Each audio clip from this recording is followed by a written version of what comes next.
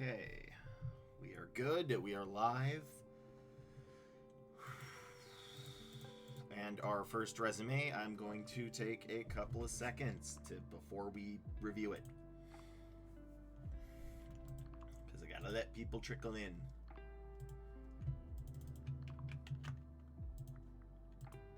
Okay, there we go. Pin the message.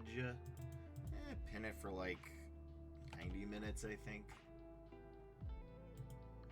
And then hide it from me because I know what that message is. So, our first resume is a back-end engineer. I have no idea what kind. And, yeah, I'm just going to give everybody a couple of minutes and then I'll start on it. So, did they say, give me a note? They are interested in back-end engineering, site reliability, DevOps engineer's role. They applied to less than 15 jobs. That's not good. With a different resume format, I updated my resume to follow your template. I haven't applied with this one yet. Okay. So, hey Mug, what % of resumes would you say are amazing?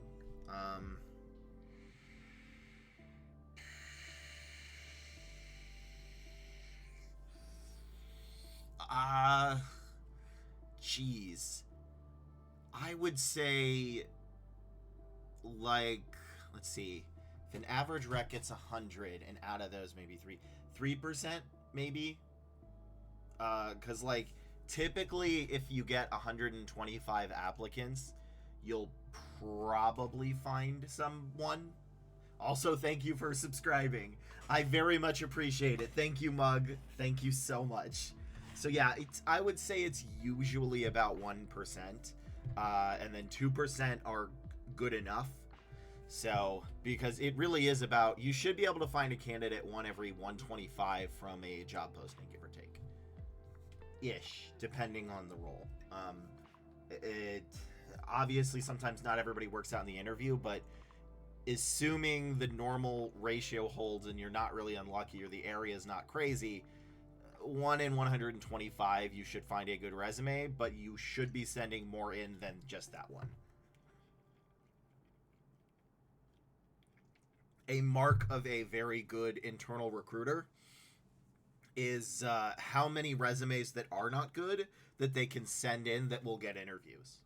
So if you really do, which is something you work out with the manager. Yeah, I mean, look, most resumes are bad. I will be perfectly honest with you, Mug.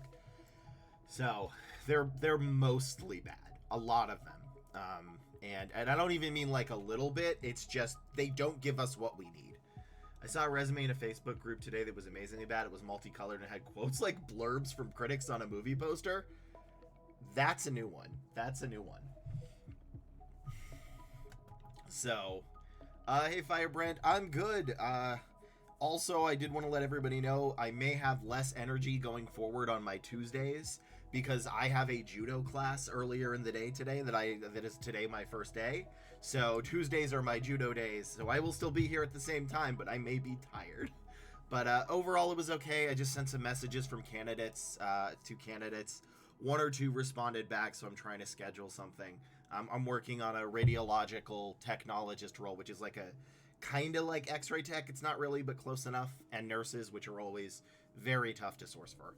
So, because they're competitive, so you have to, yeah, which is why I need to actually go back to them. So, this should be good to at least start this review.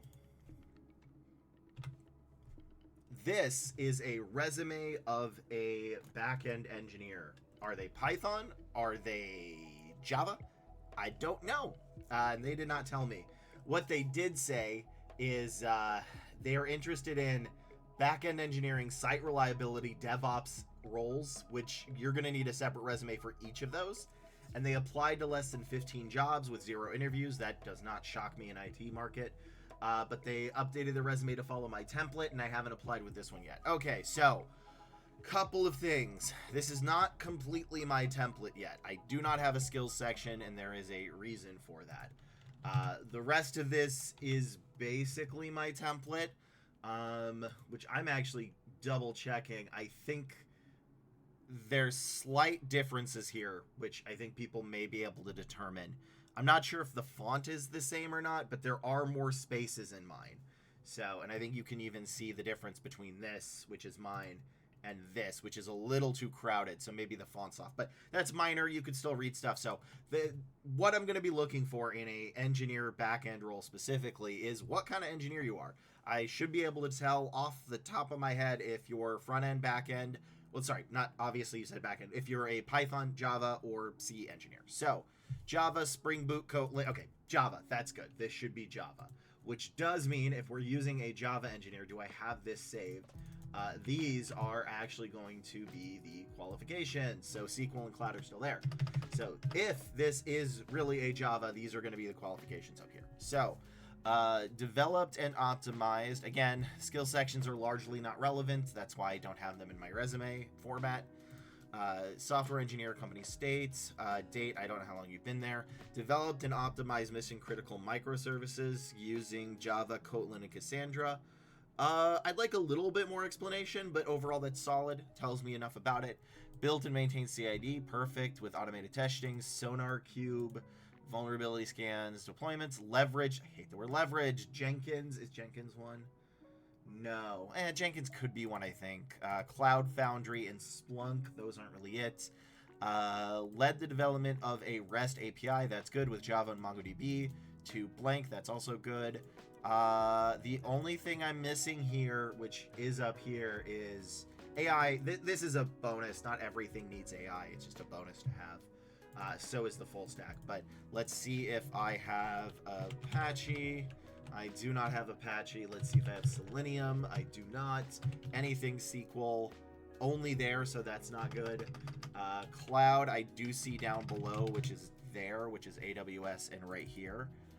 Which I can see, so this actually seems more like a front-end one. This one's okay. I think this resume is okay. You are missing SQL, which isn't great, but you do have the rest of the keywords. I think the skills section is potentially hurting you, and you do need cloud up top a little bit more if we can. And this sentence can be lower because the ones I saw didn't really have that. So yeah, and then this, I don't know if this is needed. Again, not necessarily for a software engineer, but overall this is okay. I can definitely see this passing. Having done Java positions before, this would mostly pass. I really am looking for more SQL and Cloud though, so if you can add some more SQL and Cloud to something up here, that would be much better. And I really do think your skill section may be actually taking away from it than anything. But otherwise, I think solid. I'm not sure if there's anything else I'm missing. Maybe Maven, but again, not everybody is necessarily going to have Maven. Yeah, so Maven is here, but it isn't here. And if it's here, doesn't count. I'm sorry. Skill sections don't count. They need to be here. So overall, I think it's a pass. I will say that 15 resumes is not enough. Even with a solid resume, like a really good resume, you may be looking at a 1 in 25, 1 in 30 ratio. IT is in that much of a downturn. You just can't, unfortunately, apply to 15 jobs and expect to get a bunch of interviews for it. It does look like you're experienced Java engineer, but it's rough. It's a real rough market right now. So, but I actually think this resume would be fine. So yeah, just add Cloud a little bit higher if you can, and add SQL a little bit higher, and Maven a little bit higher. But otherwise, solid, passes as a Java engineer. Does it pass as a DevOps or site reliability engineer? I don't know. I'm not looking for those. So I don't know if it does, but those keywords are going to be different. So next, resume. And the nurse resumes, yeah, nurse resumes. I mean, admittedly, nurse resumes are bad because it doesn't matter as long as you're a nurse, they're going to hire you. So,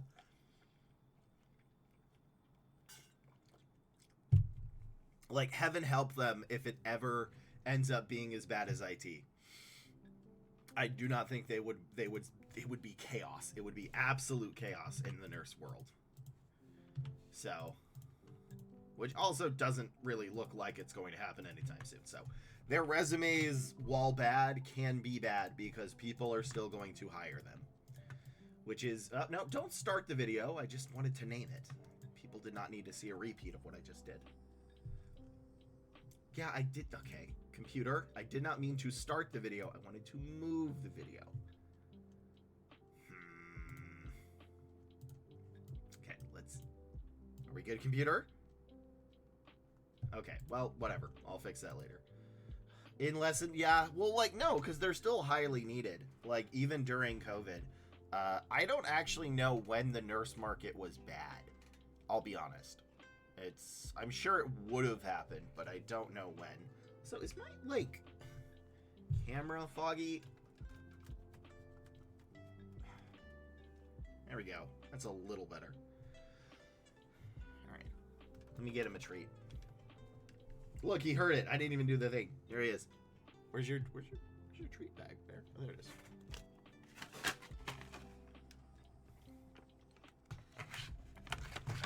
Yeah. You can thank Clem. Clem gave you a treat. Okay. Well, I can't really break this in half, so you're getting a whole one. So, all right. You want to catch? Get ready to catch. Catch. Good boy. Good catch. Good boy. I know. I've been gone most of the day. Yeah, I know. I was at a judo class.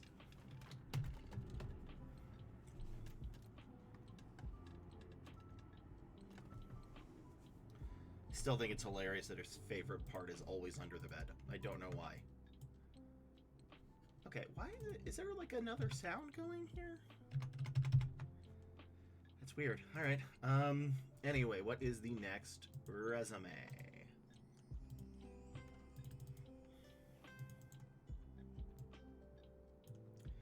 They said kind of applying to anything, front end, back end, full stack data is only could you be in resume when if it's required. Okay. So intern. And then this is the final video of this one, but obviously I'm not ending the stream because I just started. So where's my intern?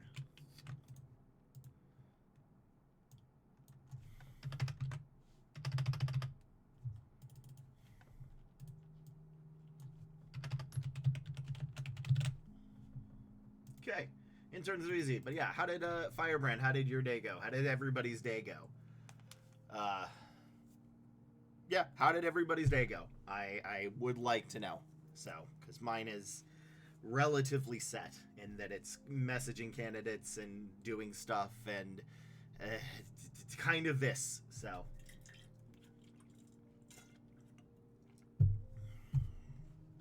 did anybody do anything neat? Let's see. So that's good. That's good. All right, I have to pull up the darn resume, Lee. Ugh. Okay, this is good. Oh, Chicago. Good. Ate so much food for a family birthday. You've been in a food coma. Oh, those are the best kind. What kind of food? Was it like, yeah, what kind of food? That sounds awesome, though. And happy birthday to that person, whoever it was.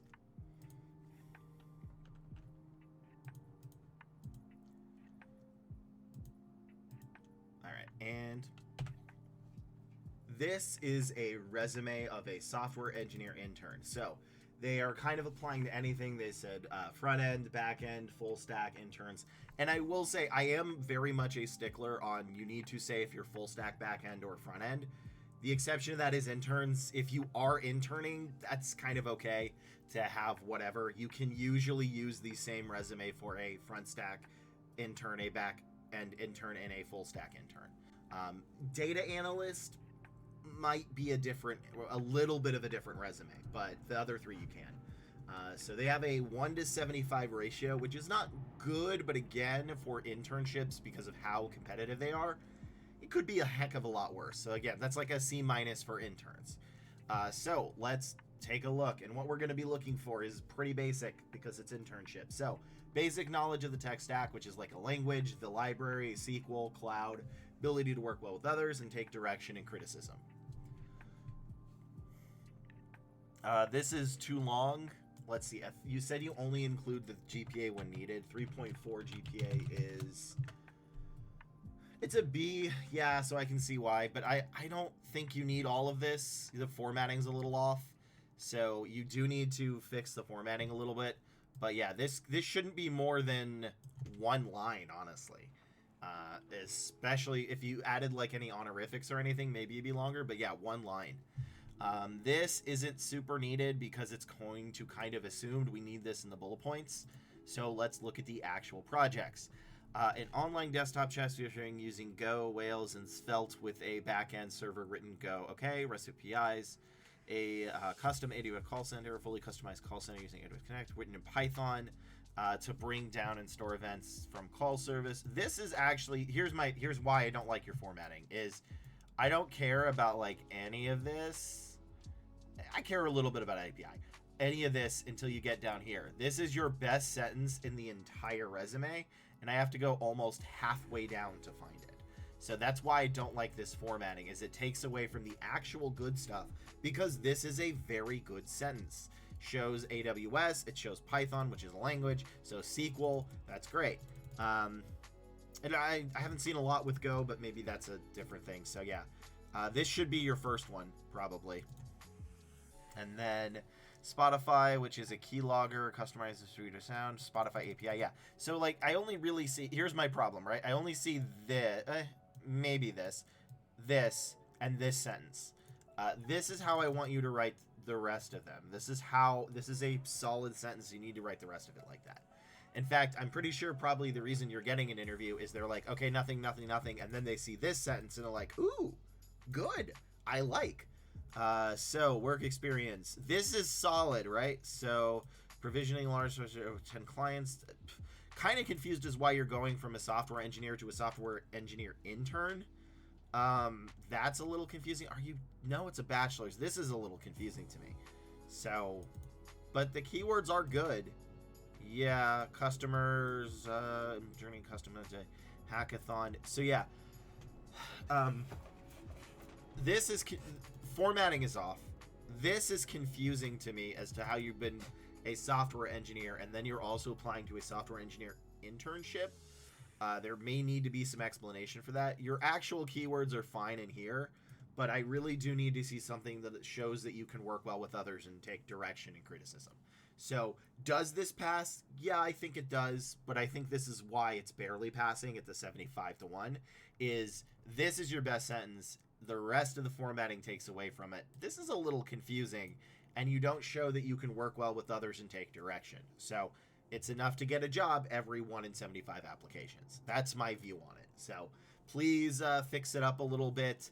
Add a little bit more bullets to this one. Maybe make this one first, because each project should have 3 bullet points max. Sorry, minimum.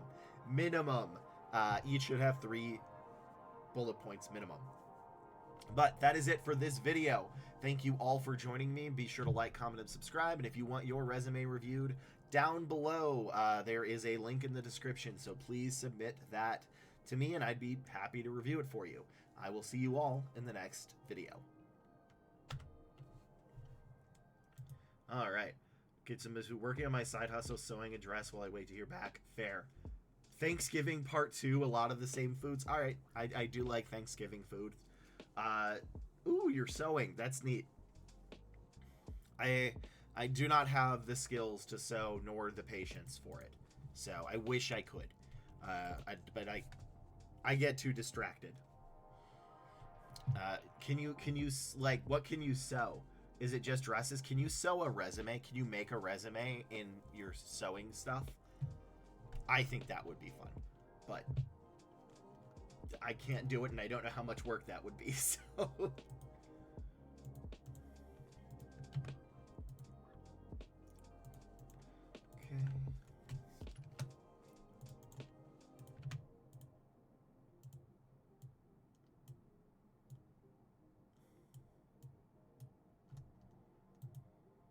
You could, a quilted resume. That would be awesome. I would love that. I would love to see a quilted resume. I don't think it would get you a job, but it would be really neat to see. So, that would be awesome. Why are you just so knocked out under there, sir? Every time you decide the bed, and it's just your... It is a little toasty in here, Bear. I will agree with you. I need to turn on the AC. In fact, give me like 1 second. I need to turn on the AC. It's getting kind of toasty. So, I know. I'll be right back there. You don't need to move.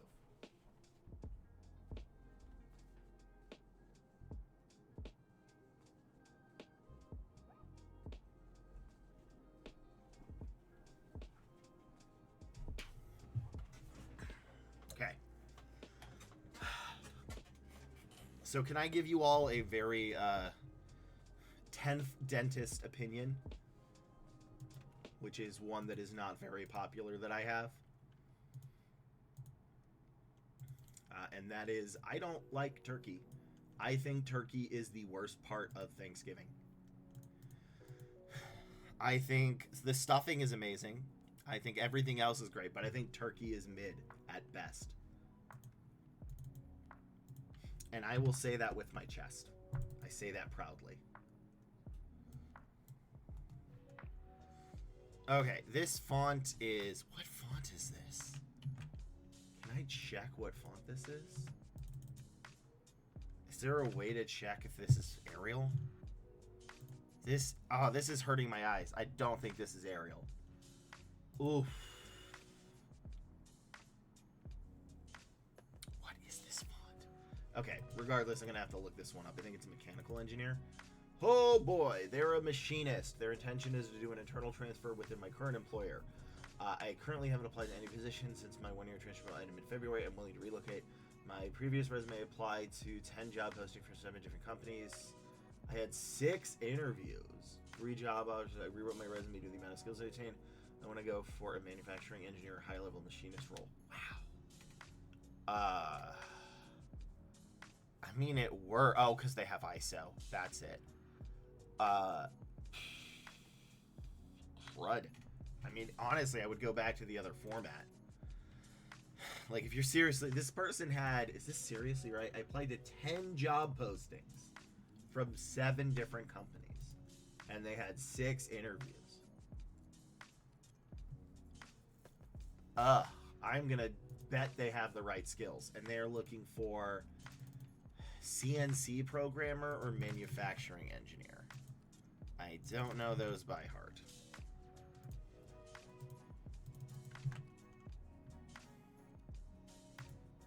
In fact, I don't think I've ever done those on the channel.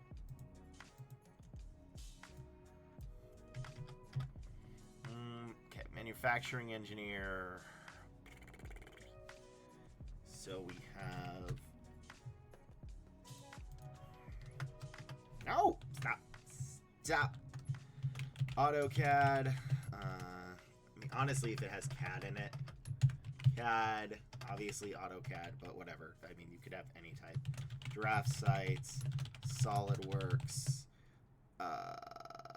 Fusion. And then we have CACD. Simulation software. Python. There's going to be a lot of keywords there. Manufacturing engineer, CAD. Okay, here we go.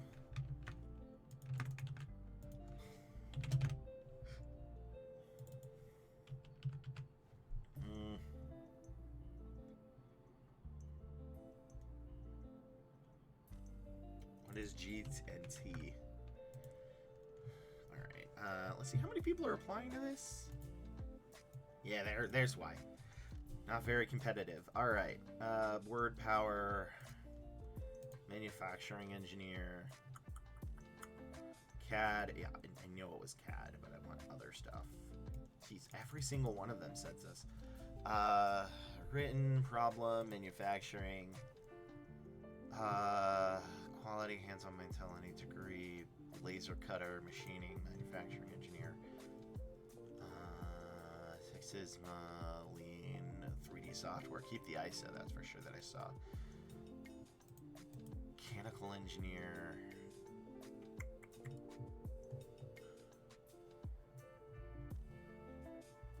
CNC, okay.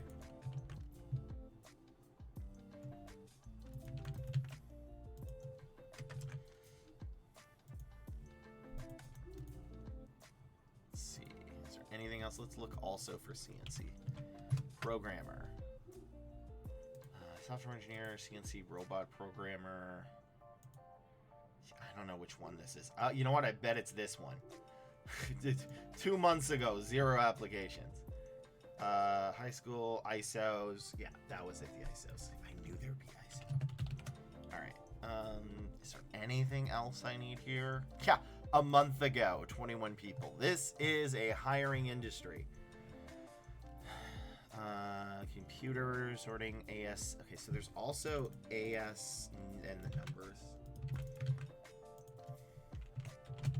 And then number. Oh, nope. Number. And then blueprint reading, I imagine. CNC programmer.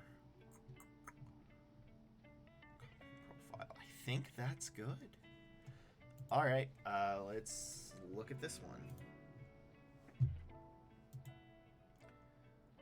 Oh, we have an ad in a minute. Boo. Snooze ad. I don't want to do an ad. Go away ad. Okay. I am so tired. Let's see. That's good. Anything I'm missing? No. I am reviewing. Let's redo this because I actually need to wait a second because otherwise it gets cut off. So, nope. This is a resume review of a manufacturing engineer / CNC programmer. So I looked at a little bit of both of the keywords, and I will say this person has a phenomenal ratio. They applied to 10 job postings from 7 different companies and got 6 interviews. So I don't think you need my help. I'll be perfectly frank. If that is your ratio, you don't need my help. You're doing amazing. That's fantastic. And I will say it's been about a year or two since I've actually recruited for machinist and mechanical engineers and this type of thing. I have recruited for this, but it's been a little bit, so I'm a little rusty. So what we're going to be looking for is anything with CAD, DraftSight, SolidWorks, Fusion, Excel, Word, Outlook, and MS Project. I know that sounds weird to have that, but almost every single manufacturing engineer position actually had that as a requirement. So CNC is good, and then ISO, which one? So basically put all your ISOs, because if you've worked with ISO, you know there's a lot of them, and it really depends on which one. There's also AS, a bunch of numbers, so as long as I see AS and a bunch of numbers, I'm going to be happy, or anything else, and blueprint reading. And truthfully, there's probably a little bit more, but I'm expecting this resume to be fantastic. Actually, wait, you changed your resume to this, so I'm expecting the old one to be fantastic. So let's look at what this is. Okay, this font kind of hurts my eyes. So your formatting is immediately a little off, and it's very difficult in one where everything is like this and it's all jumbled together, is we need a little bit of spacing just so that it's easier to read, because it's possible they could actually miss some of the keywords. Because remember, they're not looking at your resume in a vacuum. They're looking at about 30 other resumes from about 20 other different industries before going to yours. So formatting wise, it's a little off, but let's see. Welded, missile, Renshaw, Proms, tools, WPC. We have ISO, we have AS already. That's perfect. Although I would like to know what kind of ISO, because there are multiple types of ISOs. So gantry and planner, boring, G-Polder convening, complex geometry, this is fine. Senior machinist, energy resulting in cycle reduction. 6 Sigma, I actually forgot to part that, but 6 Sigma tools was one. And this is why your formatting isn't helping, is it's possible they're going to miss this little line. So, performs ASC, I'm sure that's one, TMC. Trans machinist on Toyota, where is it? Okay, R&D, SPC, secure, protect, contain. Secure, contain, protect, SPC. Oh, wow, I'm missing the actual organization's name. Anyway, do I see CAD? I don't. There's no CAD here. There should be CAD somewhere here in the beginning. So yeah, and then you have an education, which is pursuing, this is fine. Yeah, I mean, my big issue here is your formatting's a little off, and I'd like some CAD, but bullet point wise, I mean, it's fine. And you've been doing this for a bit. I think you could maybe cut a little bit of this, because it does look like you've been here for about 3 years. So don't be afraid if it goes into a little bit of 2 pages. All right. It's not terrible. The most important thing you want to know you want in a resume is that in the first half, we see what we want. So that is what I'm looking for. So if it's a little longer than one page, that's fine. But yeah, I would fix the formatting. It's just kind of bunched up and crunched and hard to read. You should use my formatting, which is essentially 10.5 Arial, which is everything should be 10.5 Arial. And yeah, that should help you out. But overall, I think this is solid and the bullet points are good. And yeah, like I'm only missing AutoCAD or any type of CAD, truthfully. But I think this would definitely pass, which obviously it has been because you're getting amazing interviews. So, but yeah, I wish you the best of luck because you also, I think you're applying for an internal promotion, you said. So I hope you get that. But yeah, overall it's a pass. I just wish the formatting was a little easier to read, but that's a minor quibble. And I need a little bit of CAD, but otherwise, big ol' thumbs up. Good job. So let's move to the next resume.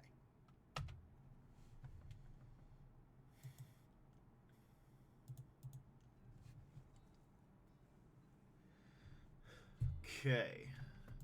Man, that's an insane ratio. Have I done manufacturing engineers? Was I looking at manufacturing engineers? Maybe I wasn't. Maybe I was looking at... Let me double check. Yeah, no, manufacturing. My mind read it as mechanical engineer, but that's not correct.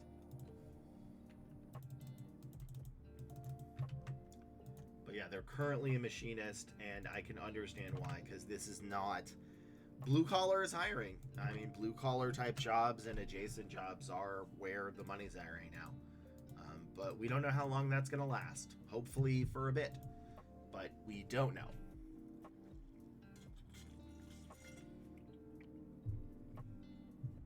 Which is also, again, the reason why I'm always hesitant to say, like, you should do X because X is hot, is because, like, you don't know. You really, really don't know if it's going to last. Because recruitment was hot for a while. There were 2 years where if you were a recruiter, you were sailing easy. And then 2022 happened. So. Alright, that one's good. Back end, full stack. Okay, those are different. I'm doing an online computers master's, University of Texas. My day-to-day job is software automated fully software engineer role. Okay.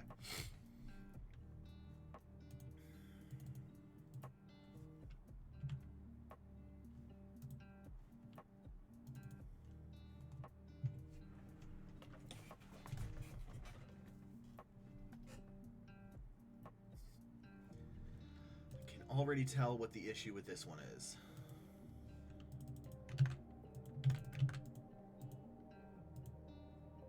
And then I will do this one after the ad break.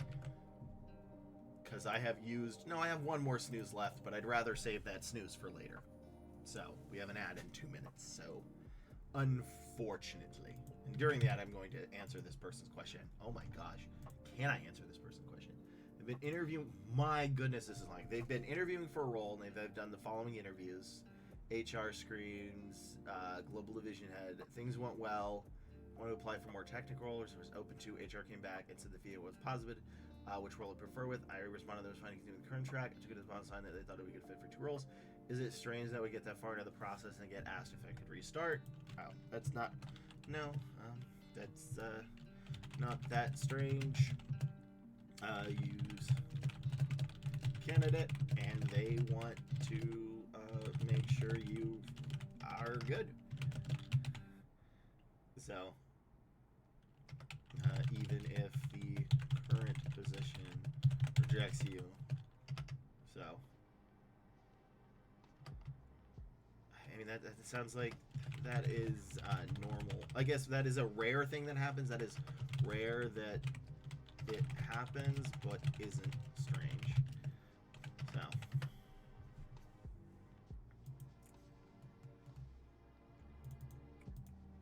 Alright, let's see. What is this one? Isn't anything. Everybody gives me an anything. You gotta give me the right one. Bear, are you knocked out? Can you hear me? Are you a sleepy BB? Oh, it was a good stretch. Hello, Bear. Look at, okay, he is knocked out. Look at his little tail wagging. Whoa, hi. Hello. Are you gonna get pets? We gonna get pets? Is it pet time? It's Lee needs water time. That's what Lee needs. So Bear is hibernating, right? He kind of is. He does that. I mean, he's an old dog. Old dogs sleep a lot. Young dogs sleep a lot. Bear, you're not gonna get food. I didn't drop any food. There's no food here. There is a single cracker that I need to throw away that I'm not letting you have because it's almonds, and almonds are not necessarily good for dogs. So, yes. Say hi.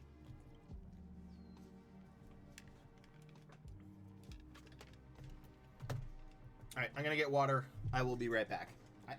What are you doing? Move. Move. I love you, but you're in the way.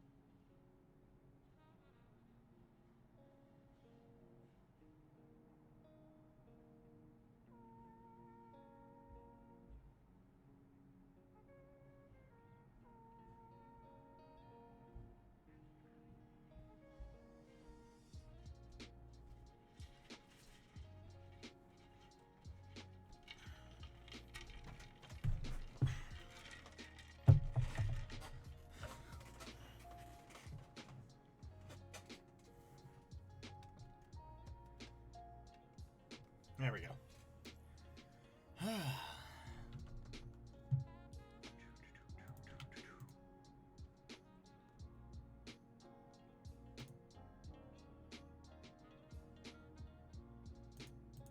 Okay.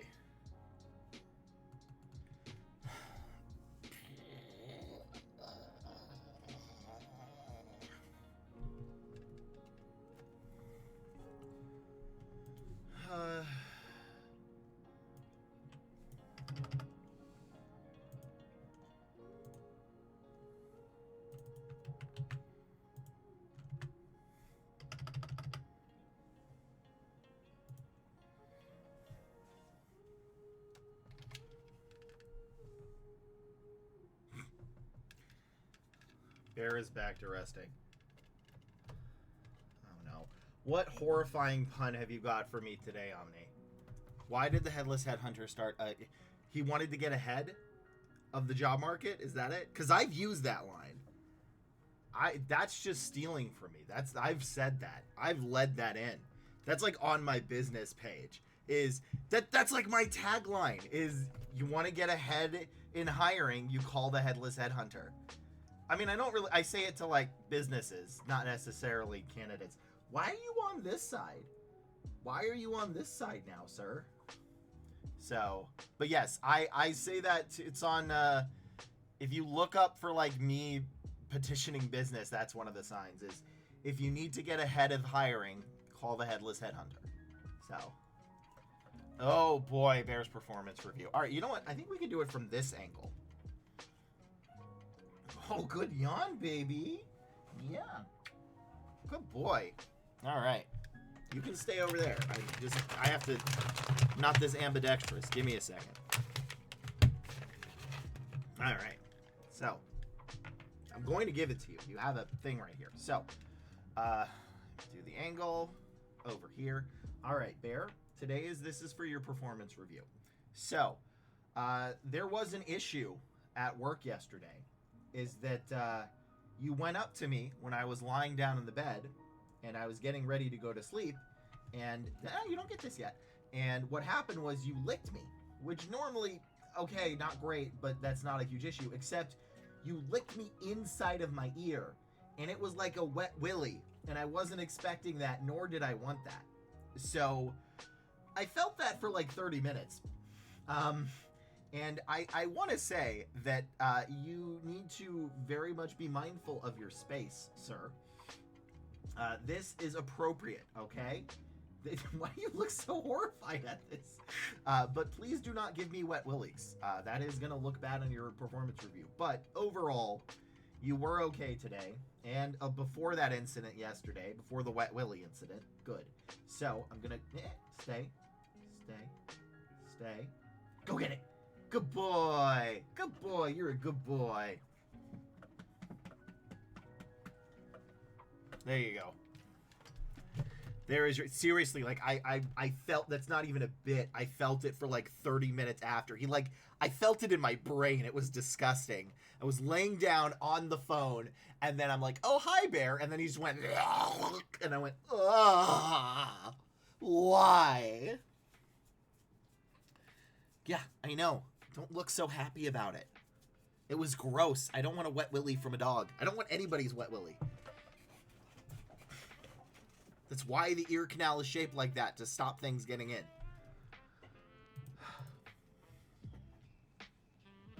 You wouldn't know what my friends' dogs do. I kind of do now. Kind of do. I'll be honest. You don't get to say, you wouldn't want to know X, because yes, now I have to know.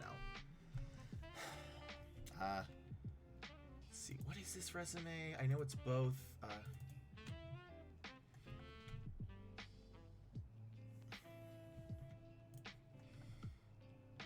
Excuse me. Oh, I hate my acid reflux. Been to so many doctors, and everyone's like, oh. So, all right, let's do this resume, and then tell me what your friends do, unless it's not safe for work, which I really hope not.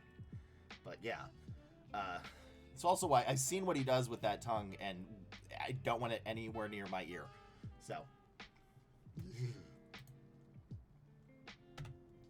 This is a resume of a, I actually have to double check, a back-end / full-stack software engineer. So, if you're going to go for a back-end position, you need to specify which language. Python, Java, and C are going to have different requirements that they want, rather than, you know, that are going to have different requirements. So you can't just say back-end, because like the previous video, or the previous video before, the Java engineer is going to have a different background and skills that they need over a Python engineer. In addition, a full stack engineer is going to have a different skill stuff, Sorry, tired today. A full stack engineer is going to have different keywords and qualifications than a back end engineer. So this right here is specifically a full stack. This is for full stack. I have to look at this as full stack because that is the one I have already queued up, basically. So I'm not looking at this for back end. I'm looking at this for full stack. And this person has, they don't know yet. They haven't applied to a ton. They're looking to transition from automation engineering into fully software engineering. So let's see if we can't help them out a little bit. All right, so this is too long. Is there a reason why this could be long? This should be no more than 3 lines. And the only reason I say 3 instead of 2 is I don't think you're going to be able to put the minor in under the bachelor's, and it is important to include that in the... So basically, you should have all of this condensed into 3 lines max. 1 for your MS, 1 for your BS, and then the minors and honors and dean's list. So, which, yeah, that is important because, again, that was pretty recent. So, automation engineer. What we're going to be looking for. I'm very tired. TypeScript, JavaScript, CSS, HTML, Node, Angular, SQL, React, API, REST, Cloud, Agile, CI/CD, and any extra languages and Git. So, automated software from Ansel, okay, don't care. Developed and integrating REST API, that is one. REST API is one. Data exchange systems, React. I think I've seen 1 or 2 React, so I can maybe count that, but it's not one of the big ones. With APIs, so, okay. Software development lifecycle, so that one is one, although it's not written as CI/CD. Could be there. That's, yeah. So yeah, that's iffy. And then this doesn't, like, again, everybody wants to add cross-functional in places where I don't really care for cross-functional. Cross-functional is important, but not so much as a software engineer. High.net plus C#, okay. SQL, that's fine. React. So here's kind of the issue is I know you're transferring, right? And I don't like summary sentences, but this is a case where it's actually beneficial to have a summary right up at the top. And that is just going to say, looking to transition from automation engineering into full stack or back end or whatever you're looking for. Because they're going to read all of this and they're say, okay, and then they're going to see this, which is like, well, I only see API, so it's nothing. That they may miss the .NET and the C and the SQL and the REST and the APIs. So that is going to be your biggest problem is I don't see this stuff. I see it here, which is okay. But if anything, if that's the case where you really don't want to do this and there's no real keywords here, shrink the bullet points down, only include the keywords that are relevant, and then put it over here and then start working on it like this. Because they're gonna not understand it, right? Like, if I was looking for a software engineer, there is nothing here besides your degree and React and API for a full stack that I would really be looking for. I understand UI UX can be, but typically it's not for full stack. That's more on the focused on the front end. So that is what I'd have to say is I don't think this would pass. And it's primarily because of the automation engineers. I don't think they're going to get past it. So we really need to find a way to put some of the keywords and skills here that are here. Or alternatively, if you want to do backend, we can do backend. But you cannot have a resume that is good for a backend Java position is not going to be good for a full stack position. So we're going to have to pick one of them. And then you can start adding in those keywords so that you can start getting more interviews. So I don't think this is going to pass. I'm sorry. And let's get to the next resume. Oh, gosh. Okay. He has 2 Shih Tzus. Yeah, those are hard to pronounce. But that is it. It is Shih Tzu, which that's how you say the word. And a husky, the Shih Tzu's life for better. Ew, gross. So he would hump the husky in the ear. Oh, God. Yeah, let's that's way worse than I was thinking of. Let's make sure that's not here. But yeah, let's remove that comment. You did keep it PG-13, but that's still not something we want. But I understand. I did ask what the dog did, but that is also gross. Okay.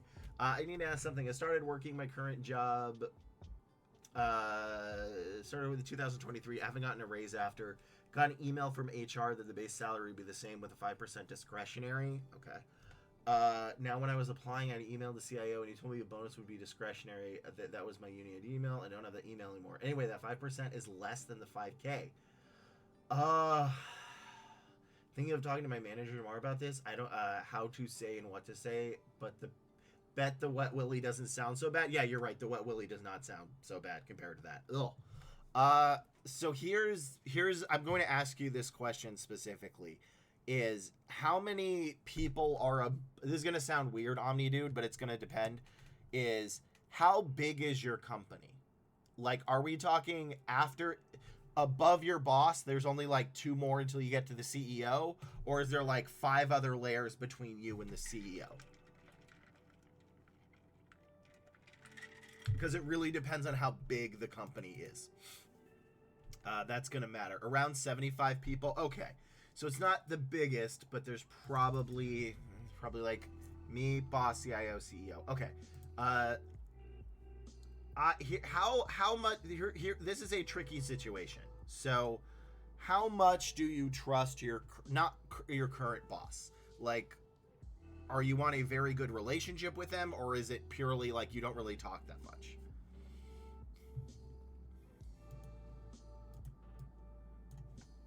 Because that's going to matter. Because specifically if the company has had layoffs, it's real rough to ask for that.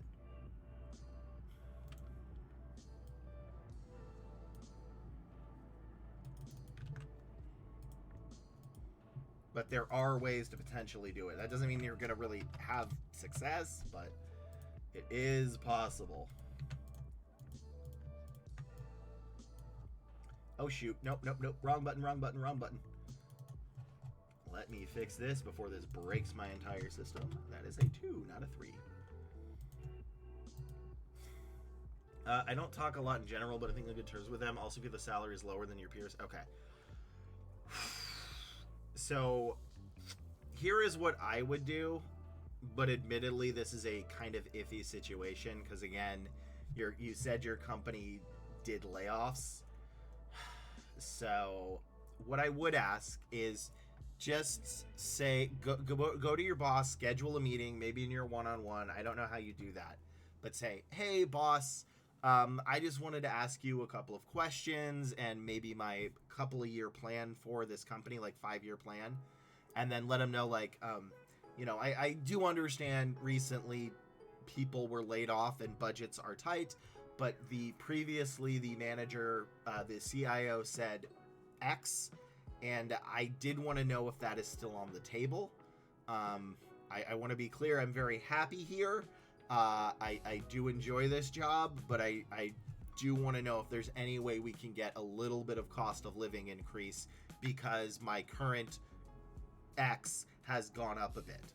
So I have found that it's very rare you can get a raise specifically because you are good. And I know that's the prevailing theory, but if you can give proof of saying, hey, I think Joe Schmo makes X amount too is also not always a great argument. It's also like, I do know that X's salary is Y, and I was hoping to maybe equal out or something, but that also runs the risk of if you're not necessarily as good as them, or alternatively, maybe one of the reasons you were not laid off in the actual layoffs was specifically because your salary was lower. Oh, okay. It was other people? Okay, fiance. That doesn't matter unless they're in the same industry. So what you need to do is you need hard proof, okay? So don't just say, you need to say, like, let's say you work at okay, they are in the same industry. That's fine, right? Same title. That is something you can say, is just say, hey, in the meeting, you'd say, hey, X, I do know that my fiance and X and Y over at rival company are making X. Would it be possible to bump my salary up to that, since currently after getting engaged I now need X finance for Y? So I know that's a lot of X's and Y's, but this may be how you do it if it's the same industry and the same title. Is I do know that my fiance and X over at Wire at the rival company, you need to name the company specifically, are making X. Would it be possible to bump my salary up to that, since currently after getting engaged my finance system is blank? So if you can prove that your finances need to be up, and it's not like, yeah, I just spent it on blackjack and card games, but if it's actually like, my rent has gone up, my mortgage has gone up by 5%, so I was hoping to get at least a cost of living bump up to that. So something like that.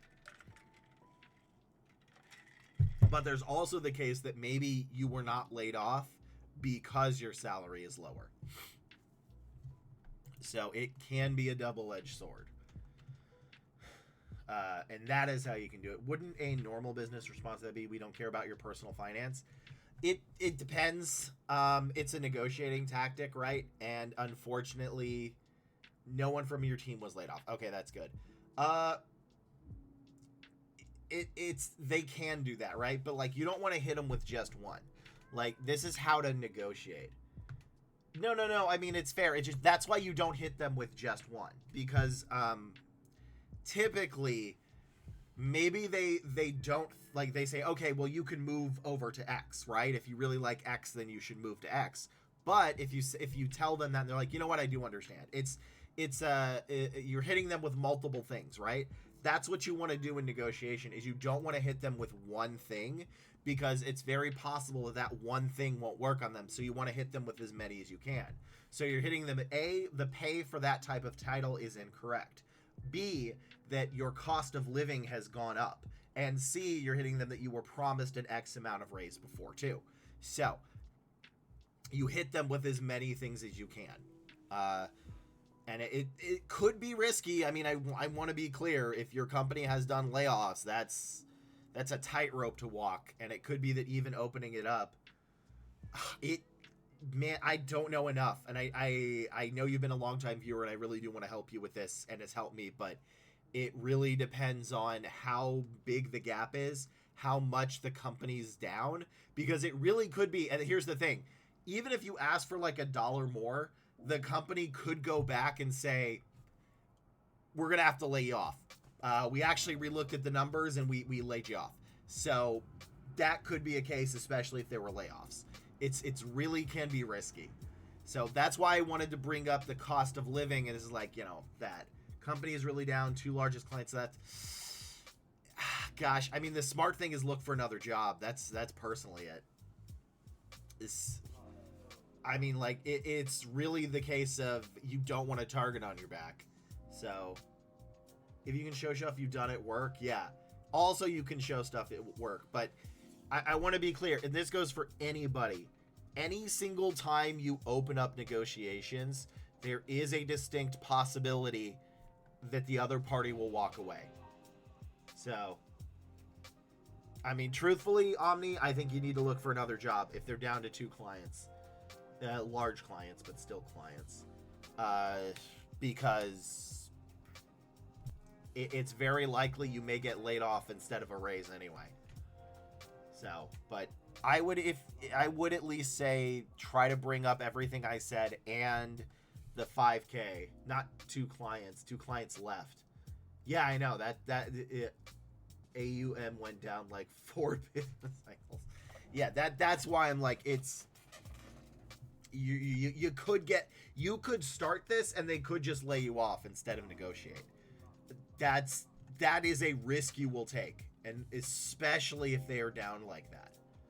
So, and I do pharmacovigilance.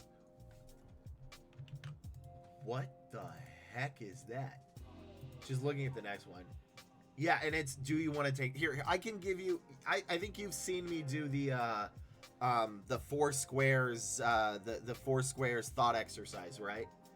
Because it is if you want to take that risk. If you take that risk, go in hard with everything you've got. But if you don't want to, I would just not. Yeah, I would just look for another position. Like, personally in that position, I don't know if I would really risk bringing up finances. But it's highly likely that your company may go down regardless. So, yeah. 4 squares? No, it's I mean, does anybody want to show the 4 square decision making thing? Because this has helped me and it's helped other people make decisions, and I've made placements because of it. But there is a thought exercise of how you organize stuff so that you can know you're making the right decision. I did not know 4 squares is a cigarette brand.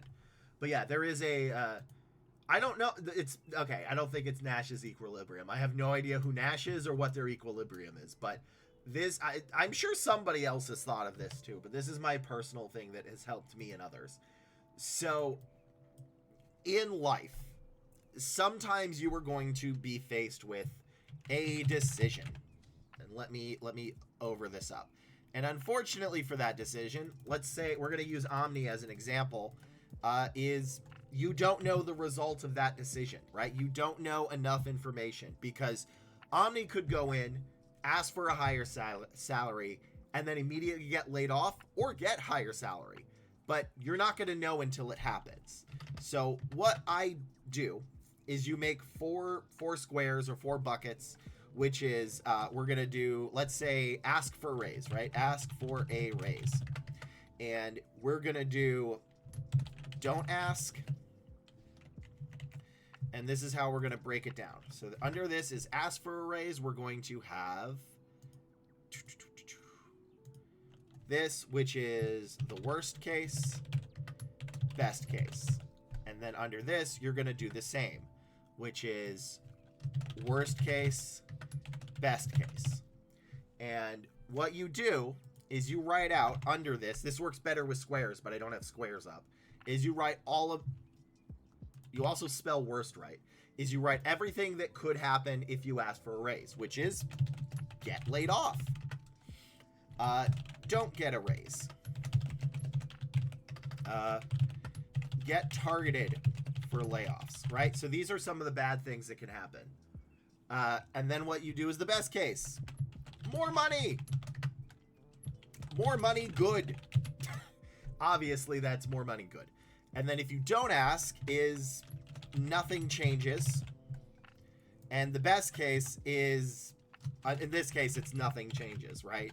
In this case, it's nothing changes.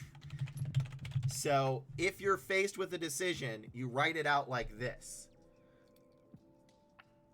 Yes, Buggy, you were correct. That could be the worst, but you write it out like this. So, and this is why Omni is deciding not to do it, is because the worst case is get laid off. And while the best case right now for this is nothing changes isn't great, it's not as bad. So this is what can be helpful, is you take decision A and decision B, and then under it write the best thing that can happen and the worst thing that can happen, and then the best thing that can happen, and then the worst thing that can happen. So that's what you do. Also, y'all, let's not talk about punching bosses, please. So yeah, that is the four squares way of deciding something. Is that way, because a lot of times you're just not gonna know. You're not gonna know the answer until you do it. And that's a way to decide which is the best. And you look at both those options and think, knowing what I know now, which is the one I'll regret the least? To each. I don't know if you got the background knowledge. No, I do probabilities and stuff too, but this is really for other people, and I can't really assign probabilities. So her husband's employer was performing at the Super Bowl. That's kind of cool. So that is a random fun fact. Yeah, no, that's fair, Buggy. But yeah, that's helped out. And sometimes you will be faced in life to make a choice that you don't know the answer to. And that is how I do it, is because you need to be able to live with your choice more than anything else. So this is a machine learning engineer. I think I've actually got that saved. Do I have a machine learning engineer saved?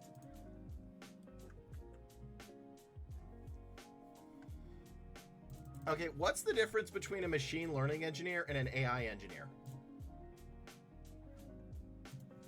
Because is there a large difference between the two? Yeah, no worries.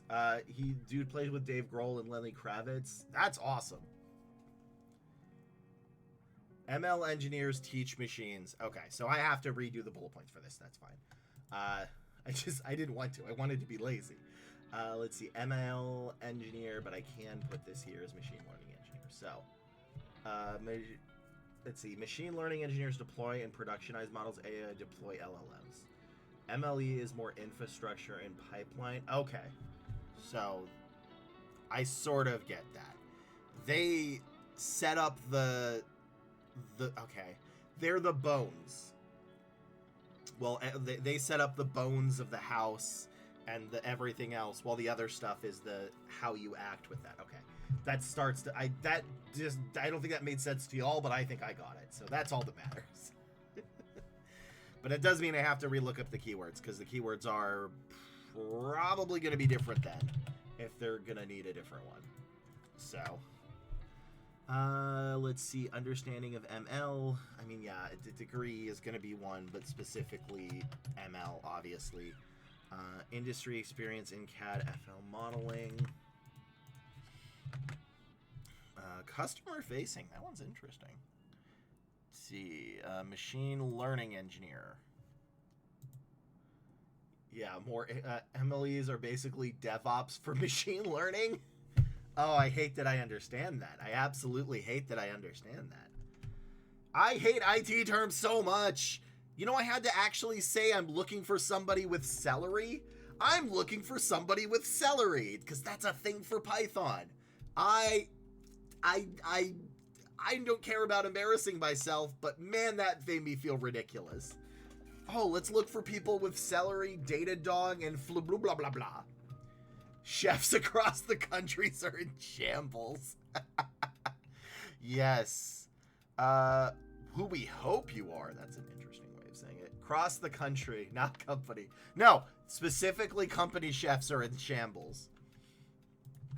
You said what you said. So git CI CD.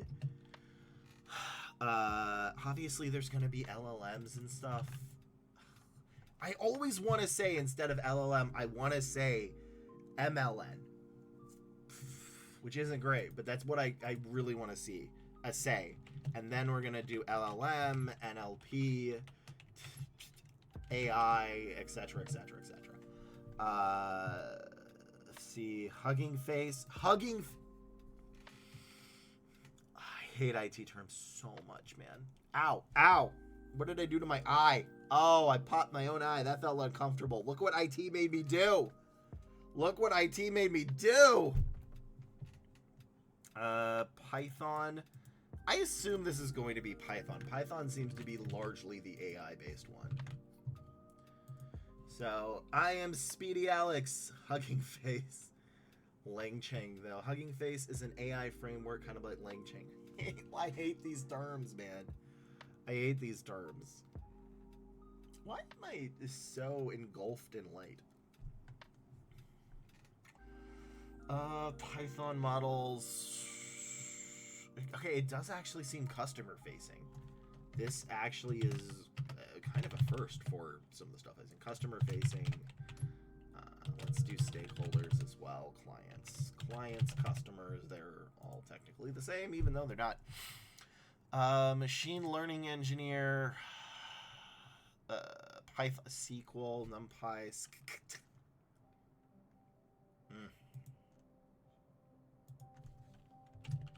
SQL. This is so hard to say all these. Chorus, NumPy, that kind of stuff. Evaluating, I'd say models. Okay, there's models is very small. Small models. Is there anything else that I really need to? Yeah, that's filled up fast. Cloud. Not seen a lot of cloud, but CI/CD. Okay, it does look like I am figuring this one out. TensorFlow, PyTorch, Skiggit, and Keras I have seen. And then let's do R. Where's Python? Did I not put Python? Okay, well, whatever.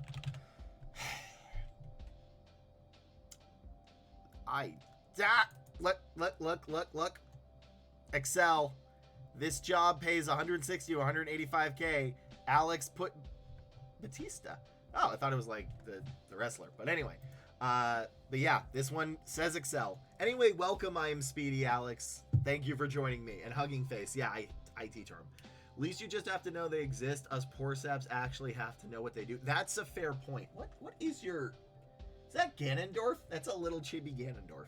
Stuff like AWS Bedrock could be mentioned. Azure AI. I think it was Azure OpenAI, which was what I was looking at. But I'm going to look at one more just in case because I haven't really done this one before. Machine learning, Python, machine learning. Okay, I think this is fine enough. Thanks for the welcome. Found your YouTube. Awesome. I am glad to help. This isn't even to write the resume. I got to put the actual resume up. Let's see. Okay, how do people like do this? Because I've seen this happen a couple of times, and it's a very fancy way of redacting things, and I don't know how to do that. But it's a very fancy way, and I think it's pretty. So maybe Adobe. But yeah, I am Speedy Alex, Hugging Face. I hate IT terms. IT terms are the bane of my existence.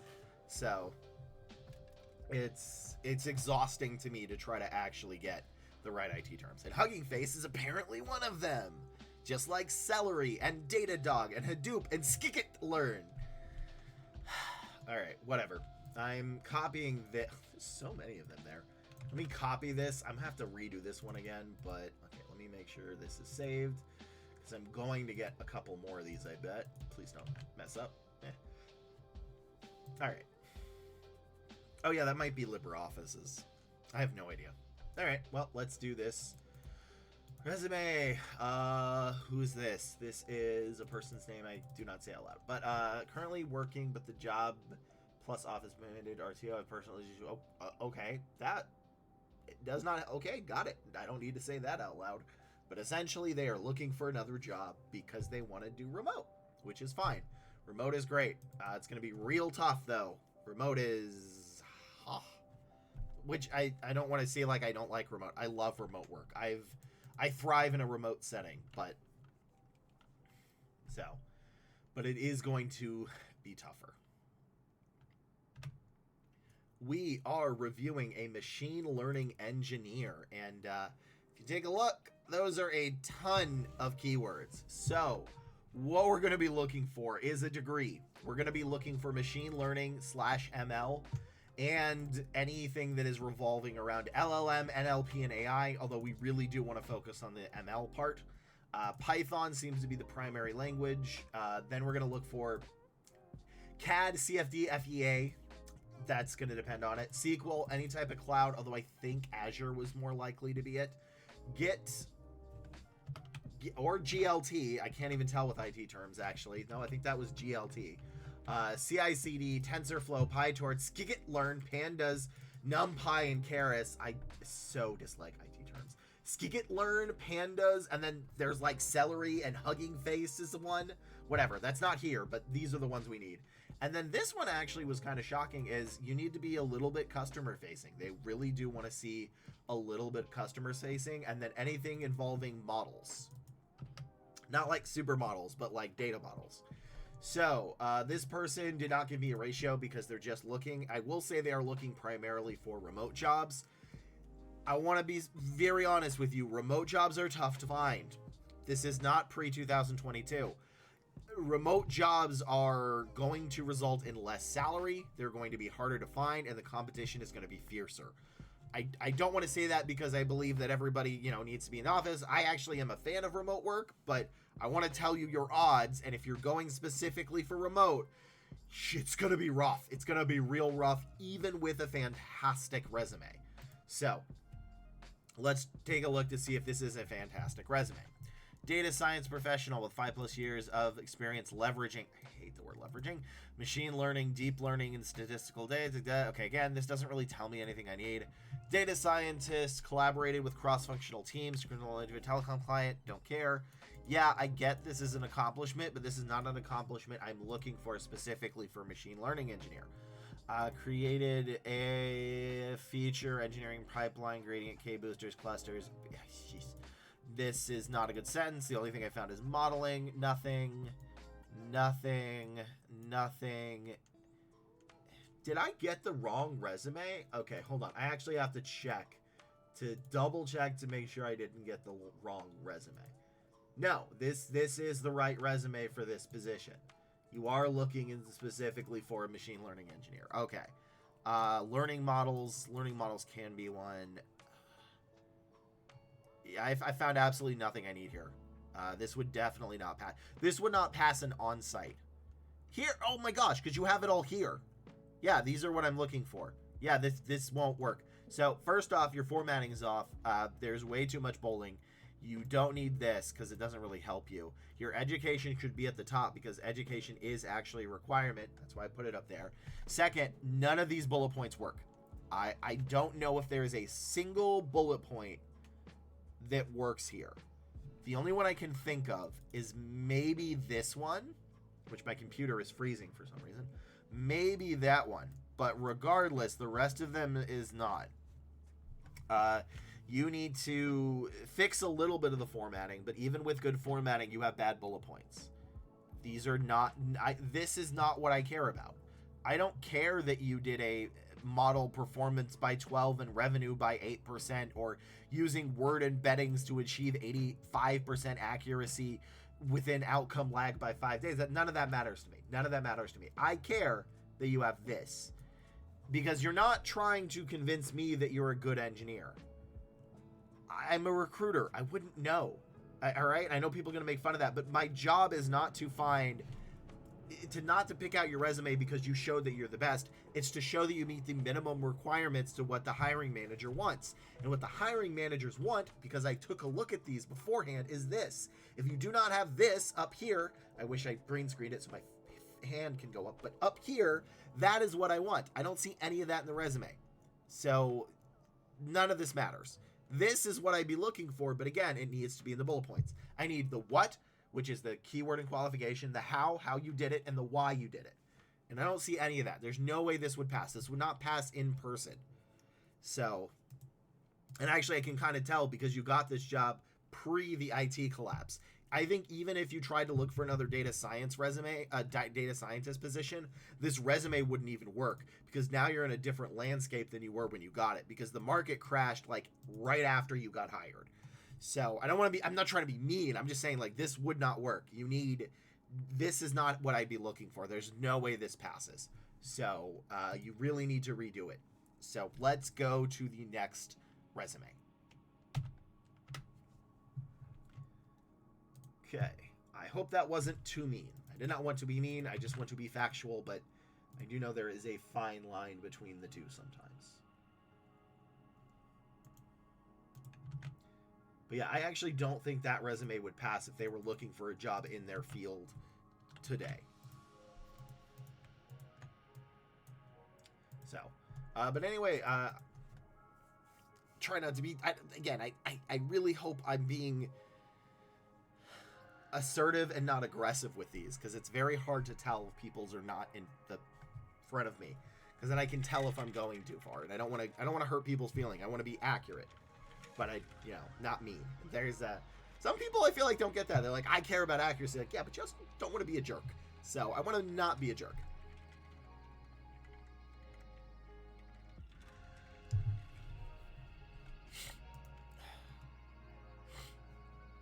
All right. That one, we have a, man, I don't even know if I can pronounce this. Oh my god. Okay. So anyway, what we're going to be looking for is this. And I do not think that is a spelling error. That is how you say it. A pharmacovigilance or clinical project manager. Although I'm not actually sure if pharmacovigilance is how you actually say it. They said, I've been close to being a pharmacovigilance or PV project manager on 2 occasions. Second, when I was offered a PV, but the work visa was rejected. College officer told me that a PM role is a natural fit. Added a sentence about clinical PM work. I have a deep concerns about PV being completely outsourced. Previously have been able to get interviews pretty quickly, so a month of auto rejections is new to me. Any advice? Oh my god, okay. That's like that's both too much information and not enough information. That sounds like it really does sound up like a made-up word, but I'm fairly certain it's not. Pharmacovigilance. I'm misspelling it, but it does seem like an account mech. Gosh, is there pharmacovigilance?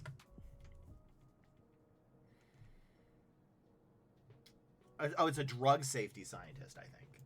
Pharmacovigilance, what is it? The science activity of detection, understanding, prevention of effective medicine, vaccine related. There are 4 stages of it. What are the 3 major components? Collection. No. Pharmacovigilance jobs. Wow, no, those exist. Here it is. Alright. Is that pharmacy QA? I don't know, but we're about to find out. Demonstrating a high level of that. Qualifications, bachelor's or master's, minimum of pharmacovigilance, adverse events reporting, regulatory requirements, and safety data. I guess it would be QA. I think it's more like, who's the person that stops it from release if there's a bug? Like, if there's a bug that's going to take down everything. I assume that would also count as QA, but like, I think that might be a different version of software, but that's what this reads to me specifically is they stop it from being very bad if something happens. Sheesh. I mean, this is probably tougher than my oleonucleotide scientist, Luke Oakley. Anyway, welcome to the chat. It's GT troll time. All right, I can't tell if they're actually trolling me or not. But whatever. Call me Joel. Okay, cool, Joel. Yeah, I have to look up a pharmacovigilance. This is going to be a nightmare. So, specifically, we're going to be looking for pharmacovigilance, which I think is the right word for it. Pharmacovigilance and the regulations. Primarily anything with pharmacovigilance. It's like software engineer, oleonucleotide scientist. And I'm like, give me a second. There's a grown. Okay, cool.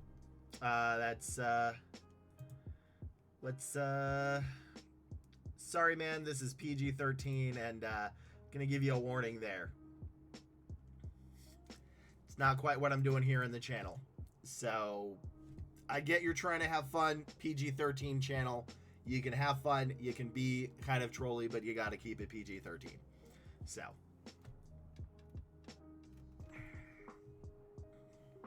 And that one is your warning. Because you did not know, and I get that. Let's see. Signal management and periodic safety reviews.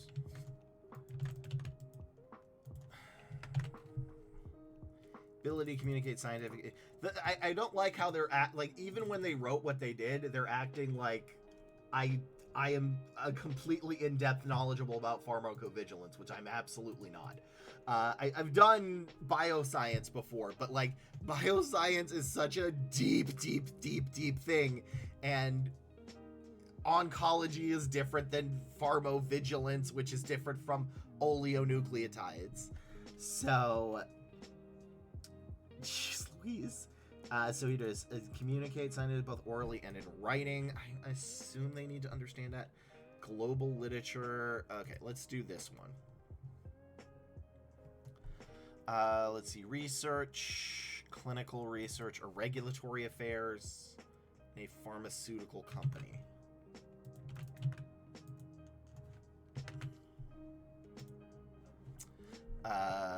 Let's see. EU. Geez, is it just going to be the word pharmacovigilance? Is that what I'm going to be saying for the next 10 minutes? It's just pharmacovigilance? I think it is. I'm already haunted by this word I just learned. Communication. This is an intern. I'm assuming senior drug safety would be sort of the equivalent, but I don't know enough about pharma. Safety scientist. All right, jeez. So here's some more.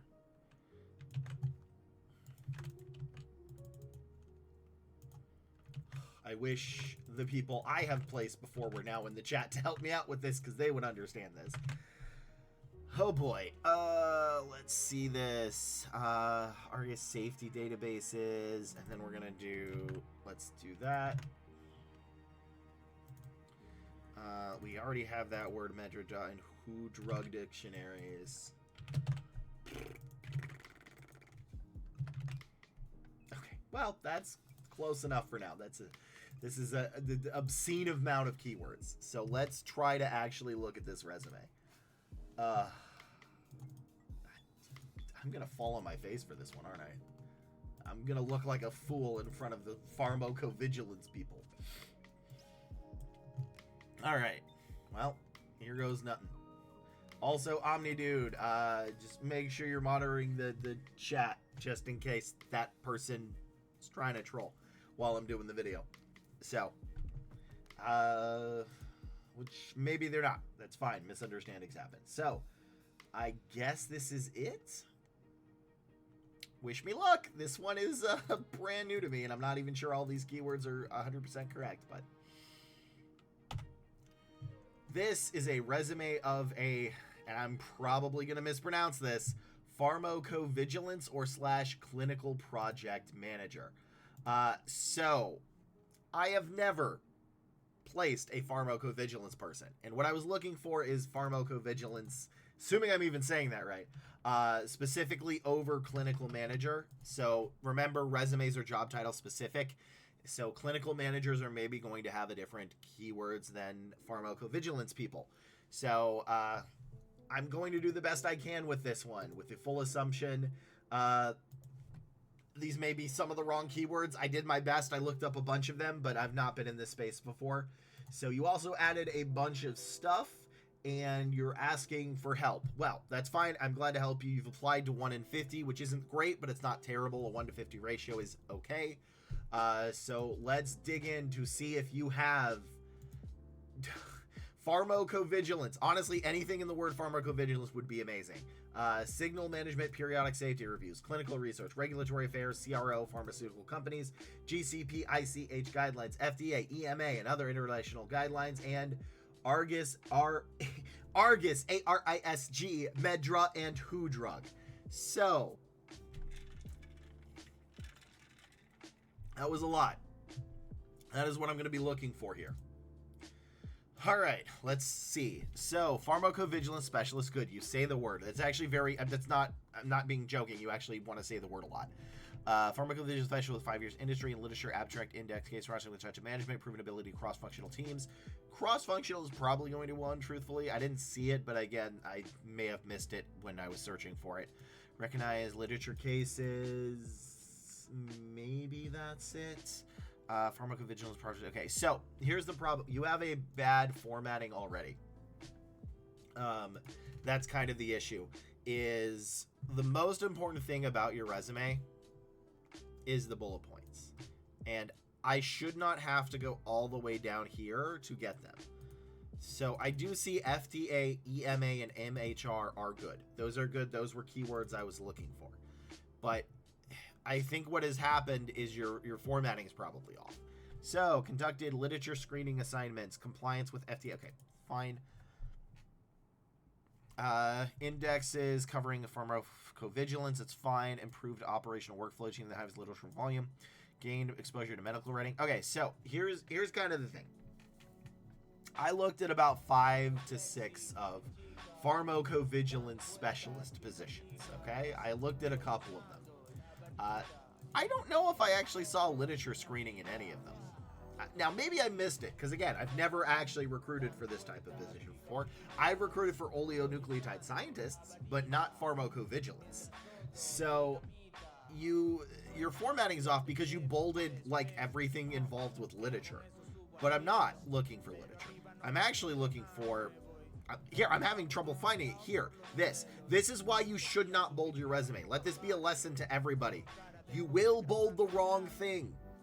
Please stop bolding things in your resume. You're going to bold the wrong thing because I don't know if I care about this. I do care about this. And it's possible that they see this bold, then their eyes bounce around, and then they see this. So...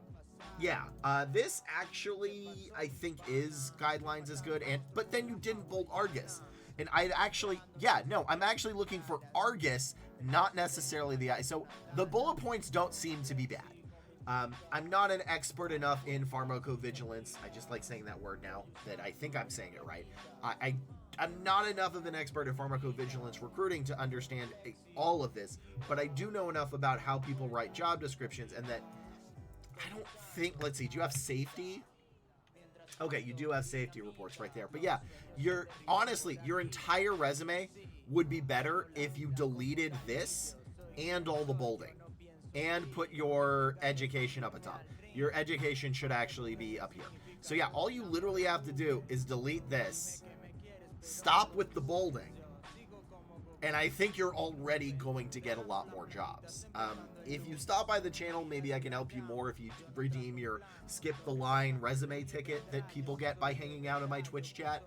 But at the moment, the bullet points seem okay, honestly, from what I could tell, again, I'm not an expert in this, but it does seem like you met the majority of what I'm looking for.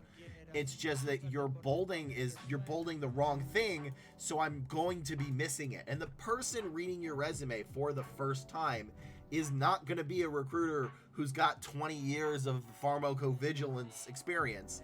Probably not. It's probably going to be Bob, the recruiter who just started 3 months ago and has a bachelor's and has never done bio recruiting before, pharmacological recruiting.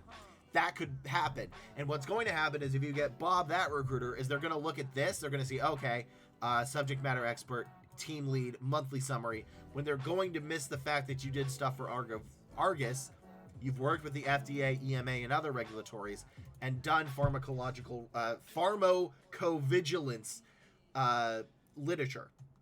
So stop the bolding. This is probably the reason this is failing, is specifically a bolding issue. So that's about all I can do on this one, because again, I saw most of these keywords. It's just I have to really dig for them, and most recruiters do not have time to dig. Remember, a recruiter has, even a very good one, has about 15 to 30 seconds to look at your resume. That's all they have.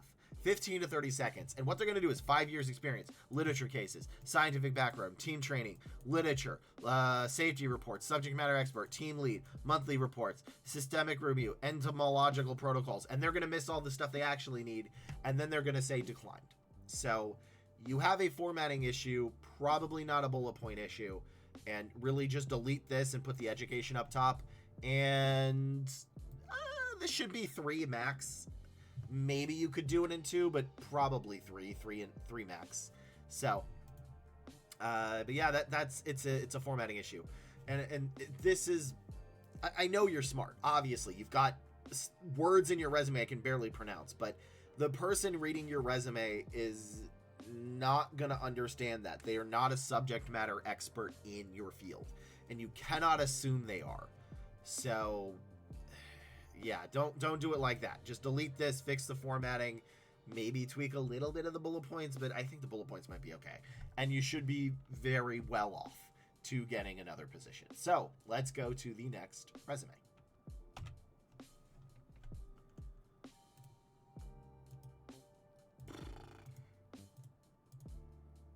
No, I forgot to record it.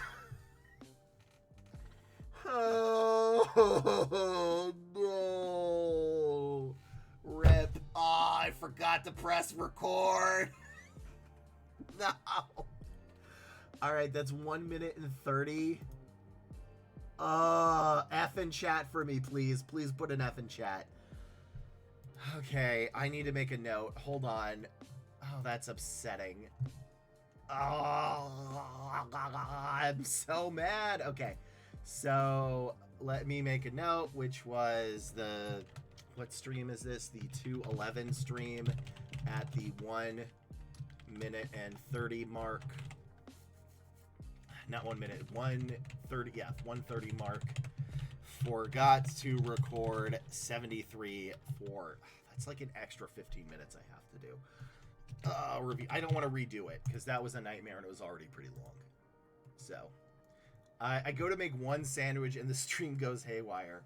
I am going to use the VoD. I am going to. It's just, it takes an extra bit of time. Now I'm going to make another sandwich. I will try not to burn down the stream while you're gone, but I can make no promises. So, maybe?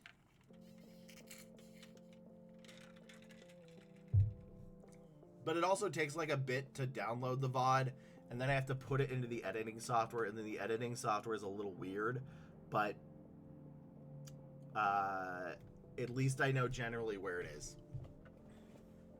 So, hooray. Bear's back in his favorite spot. He just loves that spot, and I find it so funny. Because he normally likes to be facing me, or my fiance. He likes to be, like, directly staring at us. So I think it's really funny where he's just like, let's go under the bed. All right, well, that was upsetting. This is a front-end dev. They have 15 months gap on the resume. Got an shirt, but there's not much room for growth. I want to work at a real company, and I've been overthinking my resume instead of applying. Okay, well, oof.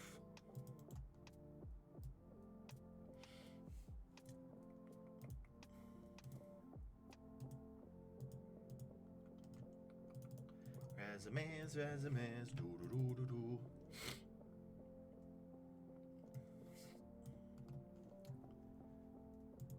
Let's see. I'm so upset I didn't do it. I know I can use the VoD. I'm just so upset. I'm so upset. I'm so...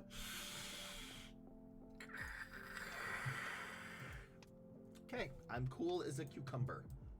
Or as Colin Robinson says on What We Do in the Shadows, cucumber. Who I love Colin Robinson. I think he's like my favorite character on that show. Whoever thought of Colin Robinson is a genius. He is the best vampire ever. Okay, front-end dev and front-end dev stuff. Also, I'm going to use the restroom real quick at the break, and then I'll be back. Front-end dev.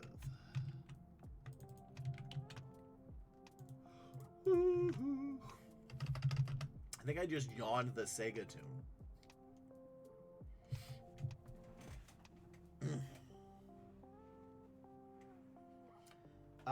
Also, let me know if anybody has any other streamers they want me to collab with, because I'd like to. I'd like to collab with other streamers. I just don't really know who they are in the space, and I've been trying to find them, but I haven't been doing a ton of a good job on my own. So let me know if there's anybody that y'all want to see me do a collab with, even if it's like video games or not, because I know nobody's not necessarily doing... People are not really doing the resume reviews, so... But I'd still like to. Hi, Bear. He just stuck his head out and then went immediately back in. So. Alright, I'll be right back.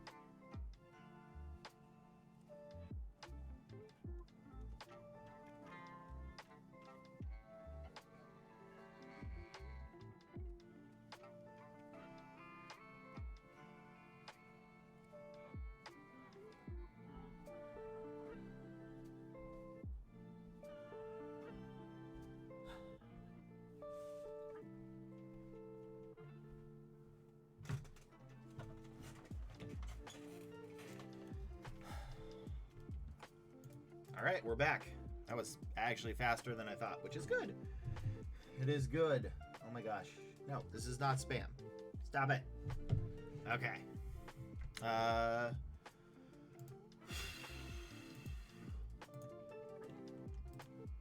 going to actually hit record on this one this time.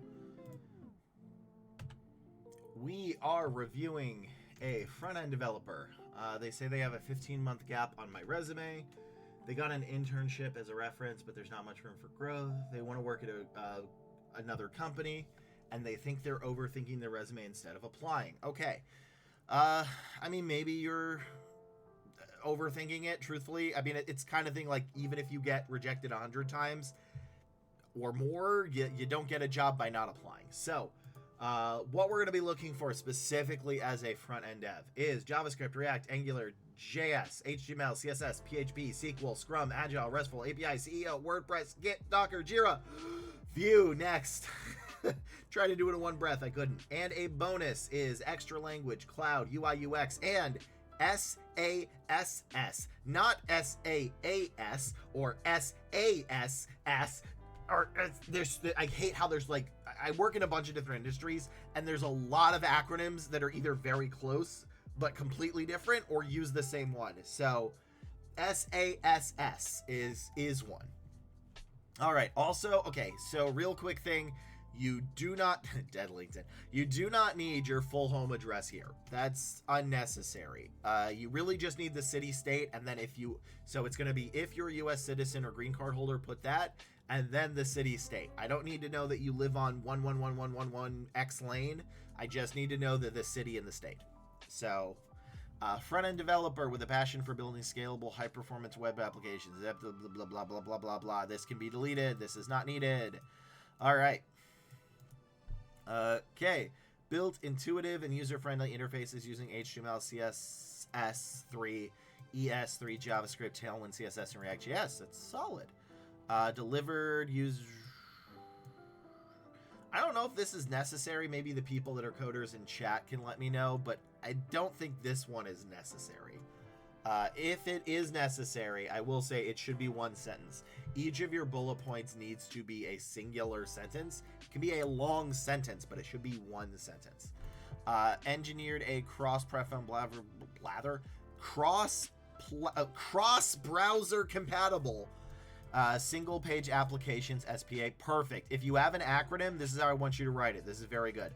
Scalable platform by optimizing UI components for better performance and ensuring alignment with company-wide engineering standards. Partner with developers, cross-functional. Okay. Wait, why do you... Okay. That's not bad. You overthought this gap. I want to be clear. People think gaps are horrible. While they're not great, they're really lower on the scale of what can get you rejected.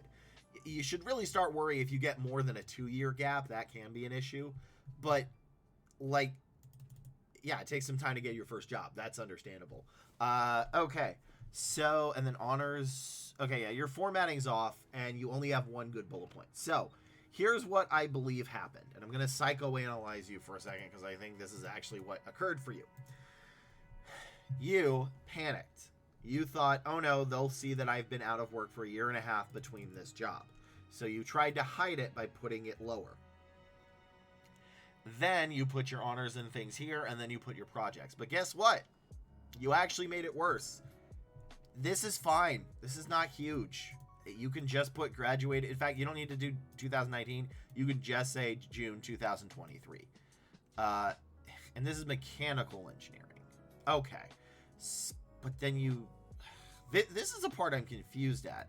So I assume you got a mechanical engineering degree, and then you switched to a software engineer, which is fine. But then if that's the case, it should be at the very bottom. Yeah, so your biggest issue is this doesn't matter. This whole summary sentence doesn't matter.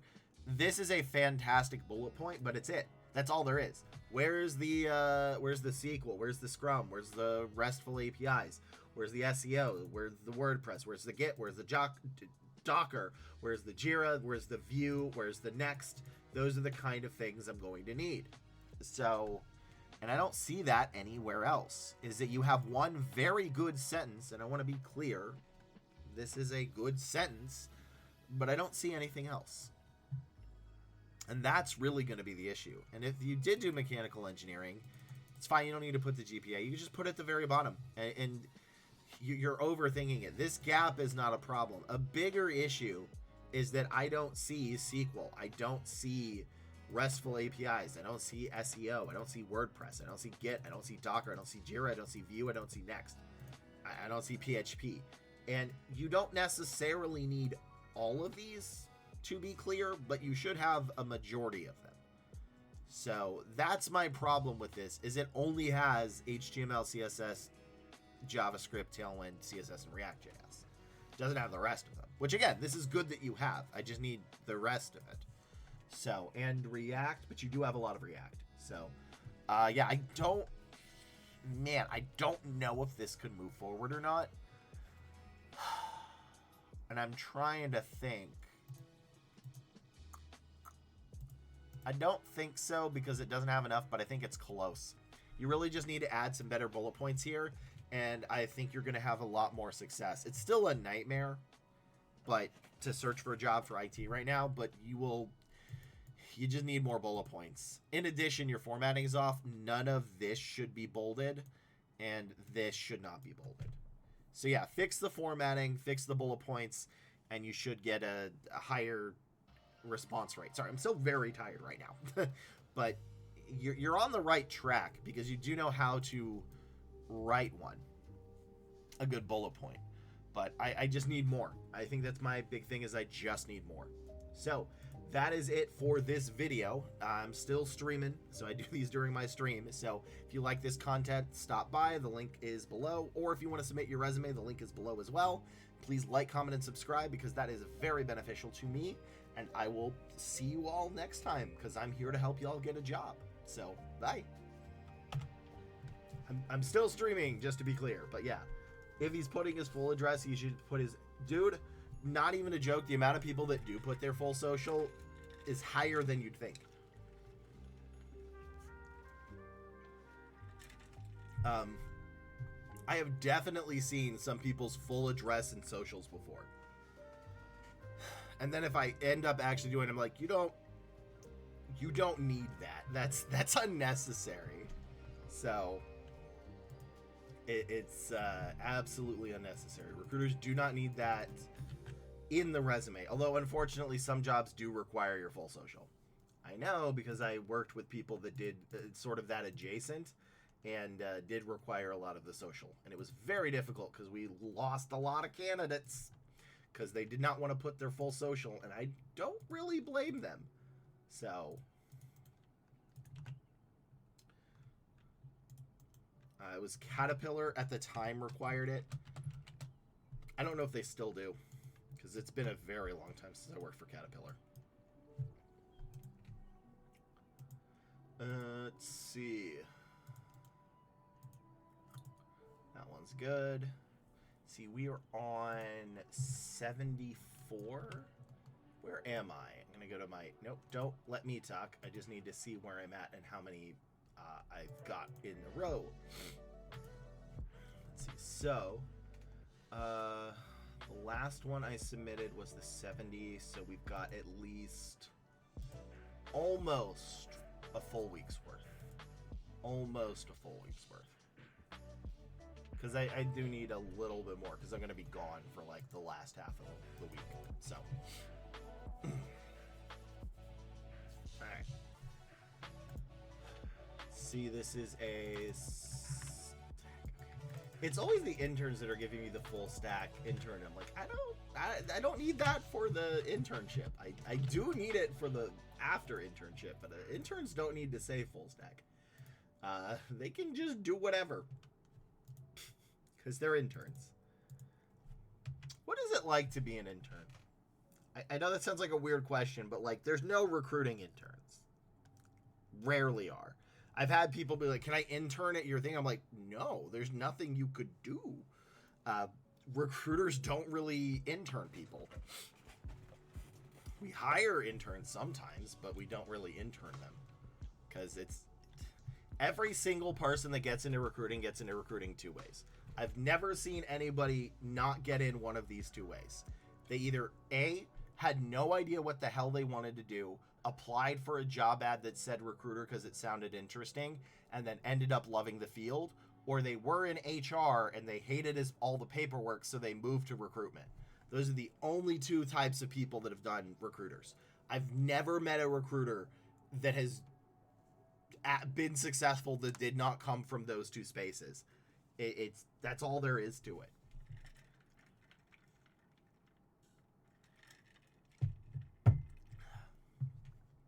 So,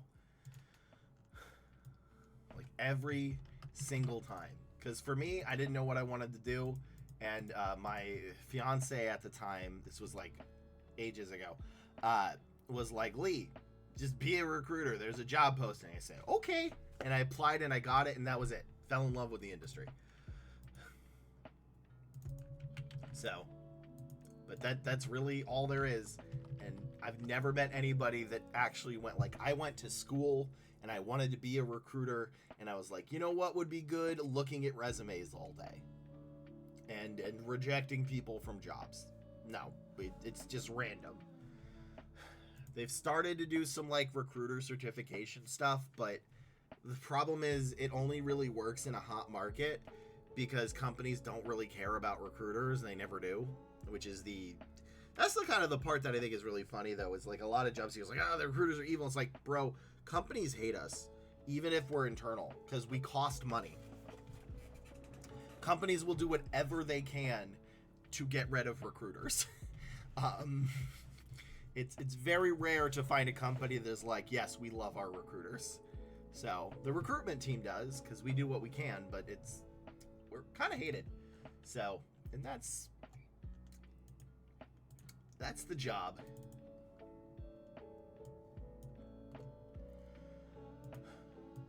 Okay. Full stack, they've applied to 100. Okay, there we go. I am reviewing a full stack software engineer internship, or just a software engineer internship. If you all have been with me before, you know I harp on people who say what kind of stack you are for tech, but for resumes specifically, a front end, back end, and full stack, that doesn't matter for internships. It's once you're out of an internship, it actually matters. So let's see what this resume has, and what we're going to be looking for is a basic knowledge of the tech stack. So language, library, SQL, and cloud. Ability to work well with others, takes direction and criticism. And yes, I do review other non-IT resumes. In fact, on my channel, I just reviewed a pharmacovigilance. No, that was in the previous video. What am I doing? I'm so tired. We're redoing this video. I don't like that. The show must go on, but not when I have the ability to re-record. Then the show can stop and I can restart it. All right.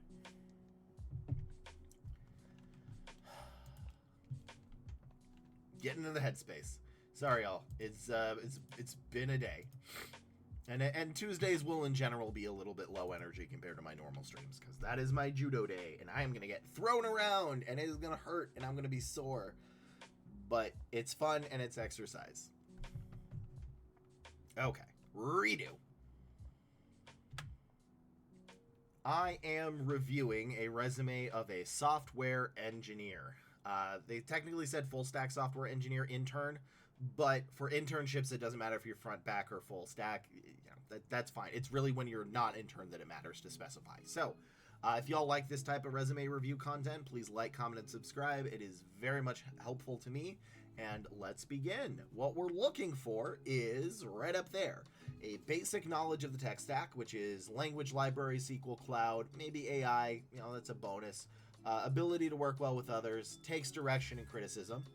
And that's kind of it. Internship resumes are largely going to be the same across industry, unless you get into like masters and PhD interns. Those are going to differ. But for a bachelor's intern, these are basically what we're going to want.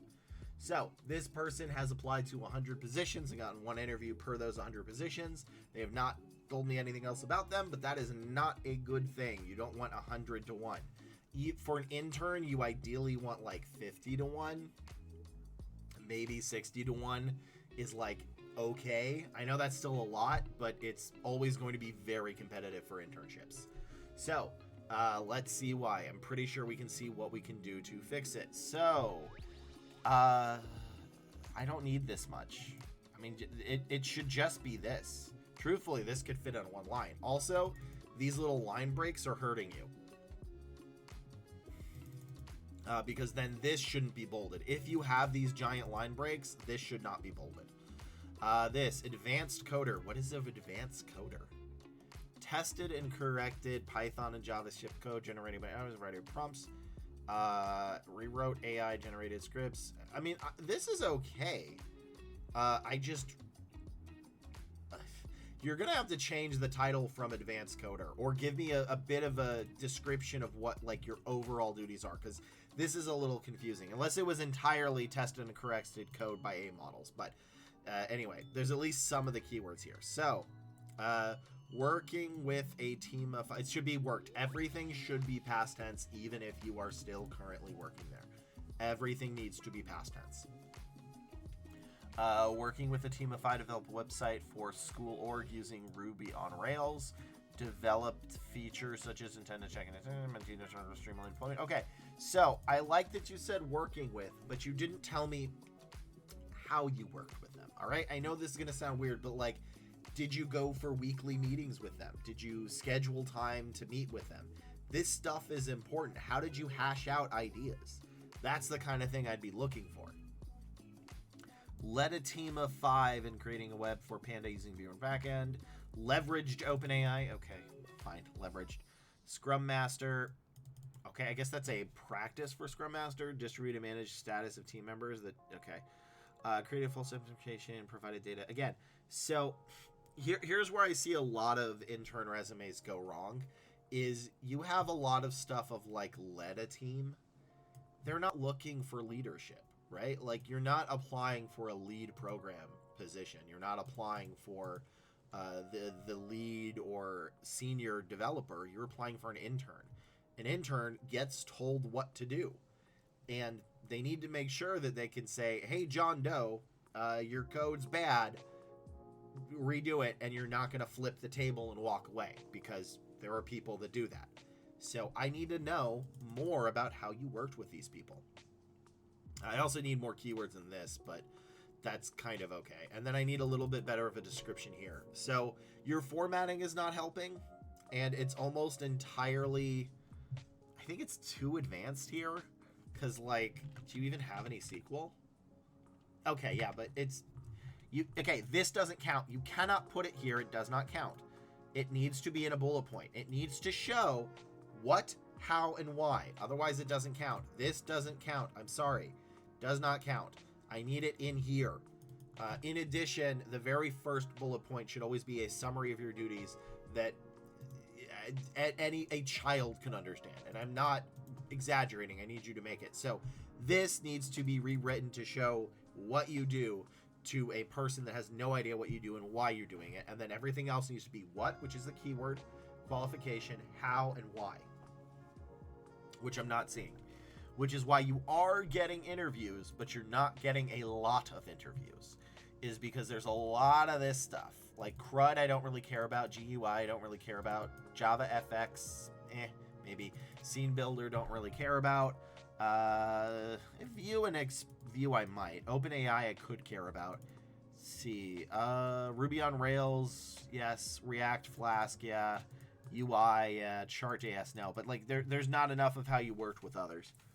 So, and that's kind of the thing is, here's why, right? Like, people always want to ask, like, why is it so hard to get an internship? It's because every single resume looks like this. Almost every single resume is going to look like this. And I don't want to use the word stand out, because that's not what we're looking for. It's really stand in. You want this to stand in, but it has all the knowledge of the tech stack. And it does not show how they can work with others or take criticism, because you are, again, an intern. You are not there to fix the company. If I hired you to fix the company as an intern, I would be wrong. That's not what an intern's supposed to do. They are supposed to be told what to do, work well with others, and learn. And that is what I need to see here. I need to see more about how you worked with the other 5 people. I need to see more about the basic tech stack, library, SQL, cloud, and the language. A bunch of this stuff is superfluous. It's okay to have like one, but you're focusing on it. And then your formatting is also hard to read. So delete this, fix the formatting, tell me more about this job, because this is kind of confusing to me, and then add how you worked well with others. And I think you're going to have a better chance. Again, 75 to 1 is like a C-, right? In applying for a job as an intern. So I want to make sure you have a better shot at getting a job. And right now you weren't 75 to 1. You were 100 to 1, right? Yeah, you're 100 to 1. So that's just, that's not good. That's a D-. So let's redo this, fix the formatting, make it cleaner, make it easier to read, show what this is, show that you've worked with others and how to work with them, and do a very basic thing of the tech stack. And then continue doing that through kind of this. Like Valorant esports coach.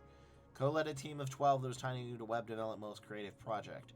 Designed a website that analyzes value playing it in such a way to improve implement value. Like, that's neat. I wonder if Riot would like that, which is the company that owns Valorant. Valorant is a sort of the new age Counter-Strike, which is a first-person shooter, and it's a video game. So I've played League before, so I know generally of it. But yeah, this is okay. But like, again, co-led. I'm not looking for led. I'm looking for worked with. So I feel like I'm harping on the same thing a lot. So let's move to the next resume. This, it could pass, but again, it's is probably going to be rejected. So let's go to the next resume. I got really tired in the middle of that review. Sorry, y'all. That's how you know I'm tired, is when I start like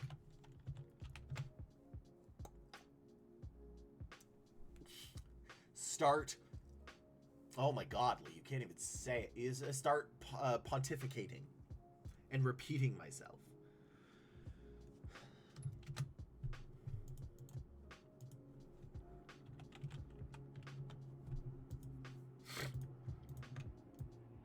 All right, there we go. Let's see, that's good. Okay, we still have a ton more.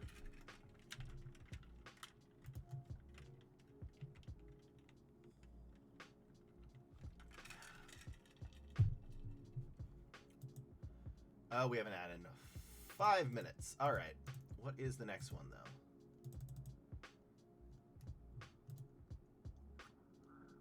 Office manager? Okay.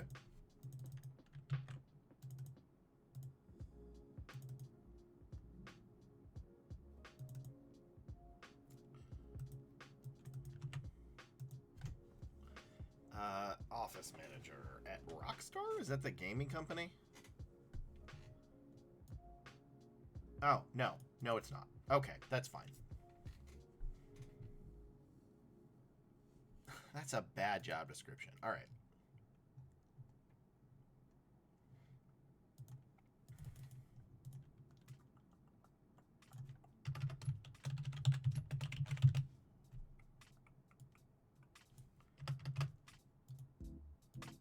What do you do? Qualifications, office equipment, office admin, office suites. I mean, that one's, yeah.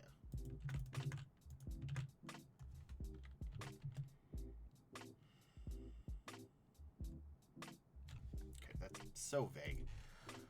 Give me more, give me more, give me more. Exceptional, organizational, and time management skills.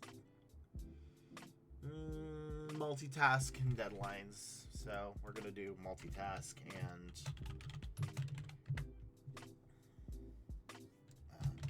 multiple deadlines, which is essentially multitask with deadlines. That's how I want to say that. Microsoft Office suites, yes. Confidential information is communication, interpersonal, stakeholders, strong communication. So I'd say interact effectively. Let's just do interact with. Interact effectively with stakeholders, clients, customers. Yeah, clients and customers. Those should be the ones. Office manager. Sorry for peeking the mic there. That's just an impressive salary.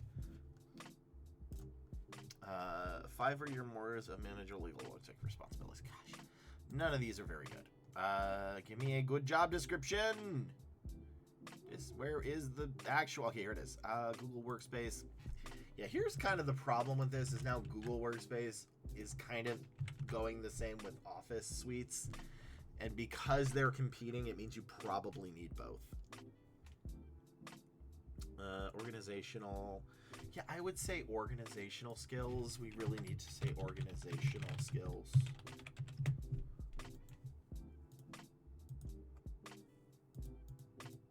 Okay.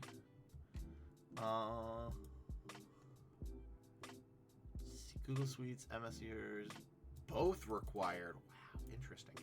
Customers, I have that. Front desk or office admin, technical savvy, office man. I think I've got these. I'm not really sure if I'm missing anything. There's not really a ton. Office manager, and then also we're gonna do admin assistant. Counts as previous experience.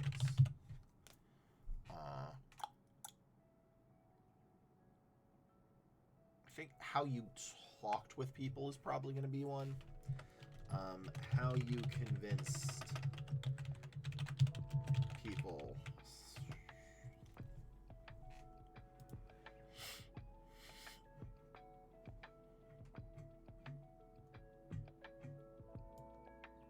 Yep.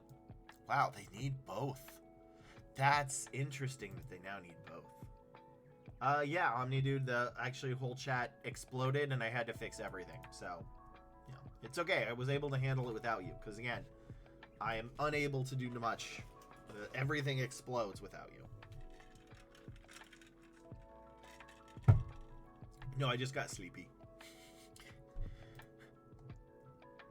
Which, again, Tuesdays probably going to be low energy streams. Tuesdays are going to be the chill streams because I may play more video games on the chill ones because, again, it's going to be the judo day. And I am out of shape, and getting thrown around for an hour and a half is exhausting.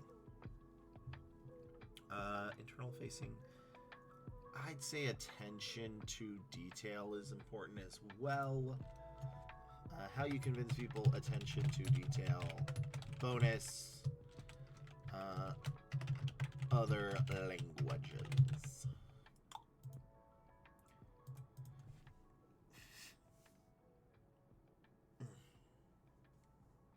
About to have an ad in a second. So.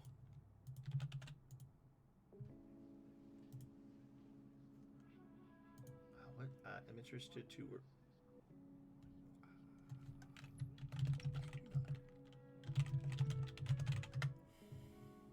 Okay.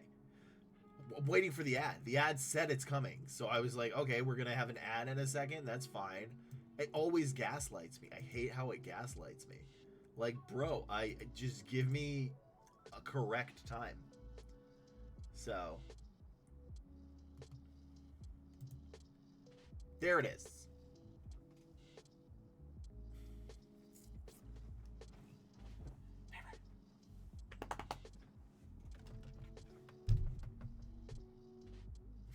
Bear, bear. Come here.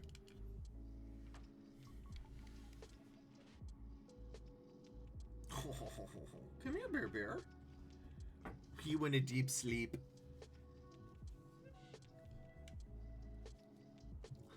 Okay.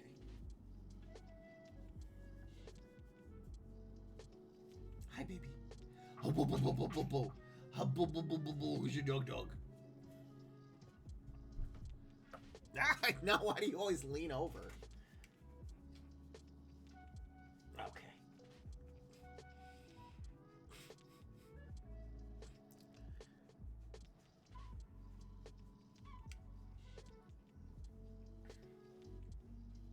And under the bed he goes. Every time. Okay, buddy. There you go.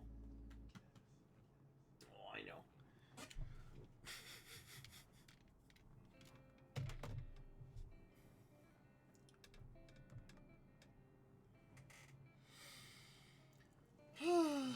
Dog. He's such a cutie patootie.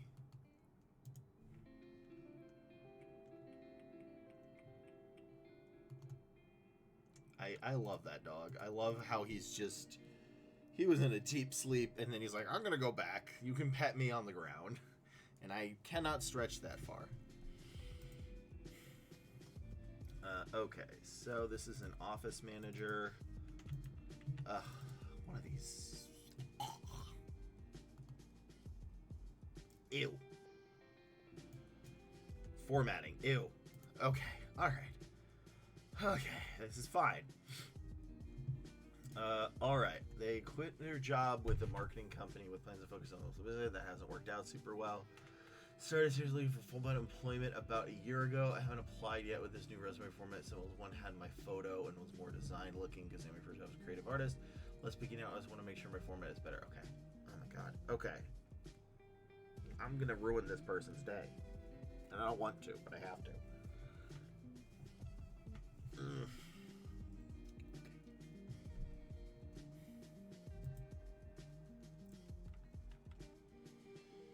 It's good. That's good.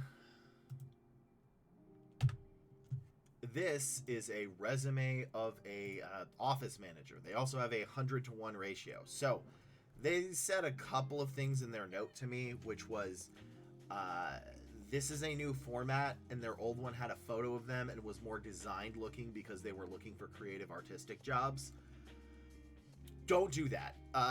Some of the worst resumes I've seen are for artistic creative jobs. I understand your portfolio is for where you show how pretty your stuff is looking at, how pretty your art is. You do not do that on the resume. The resume is forever going to be designed as a government form, and if you use it as anything other than like a government form, you will fail. So what we're looking for as a office manager is oh, I'm not ruining their day. They're in chat right now. Okay, cool. So they've got Microsoft. What they're looking for is Microsoft Office, Google Workspace suites, multitask with deadlines, interact effectively with stakeholders, clients, customers, organizational skills, admin counts, also admin assistant counts as experience for office managers, how to convince people, attention to details, and bonus languages. Actually, so this is their old resume. They've been hanging around my chat before they've been able to get to this one. So their new resume that they've already made, I believe, is actually getting about 1 out of 10. So my method works, I'm going to say. But let's review, I believe, their old resume at least. So, which is probably not, they're probably not going to like it, but that's fine. They do this one. So, let's see. The formatting is all off. So we really, single column is always going to be, best. Okay. Single column is always best. I don't think there's anytime a double column resume has worked. You never need your phone. Don't do artsy and fancy. Do basic and boring. I understand that it may look boring to you, but specifically, and this is why I use this, this is peak resume to recruiters. So this is what we want to see.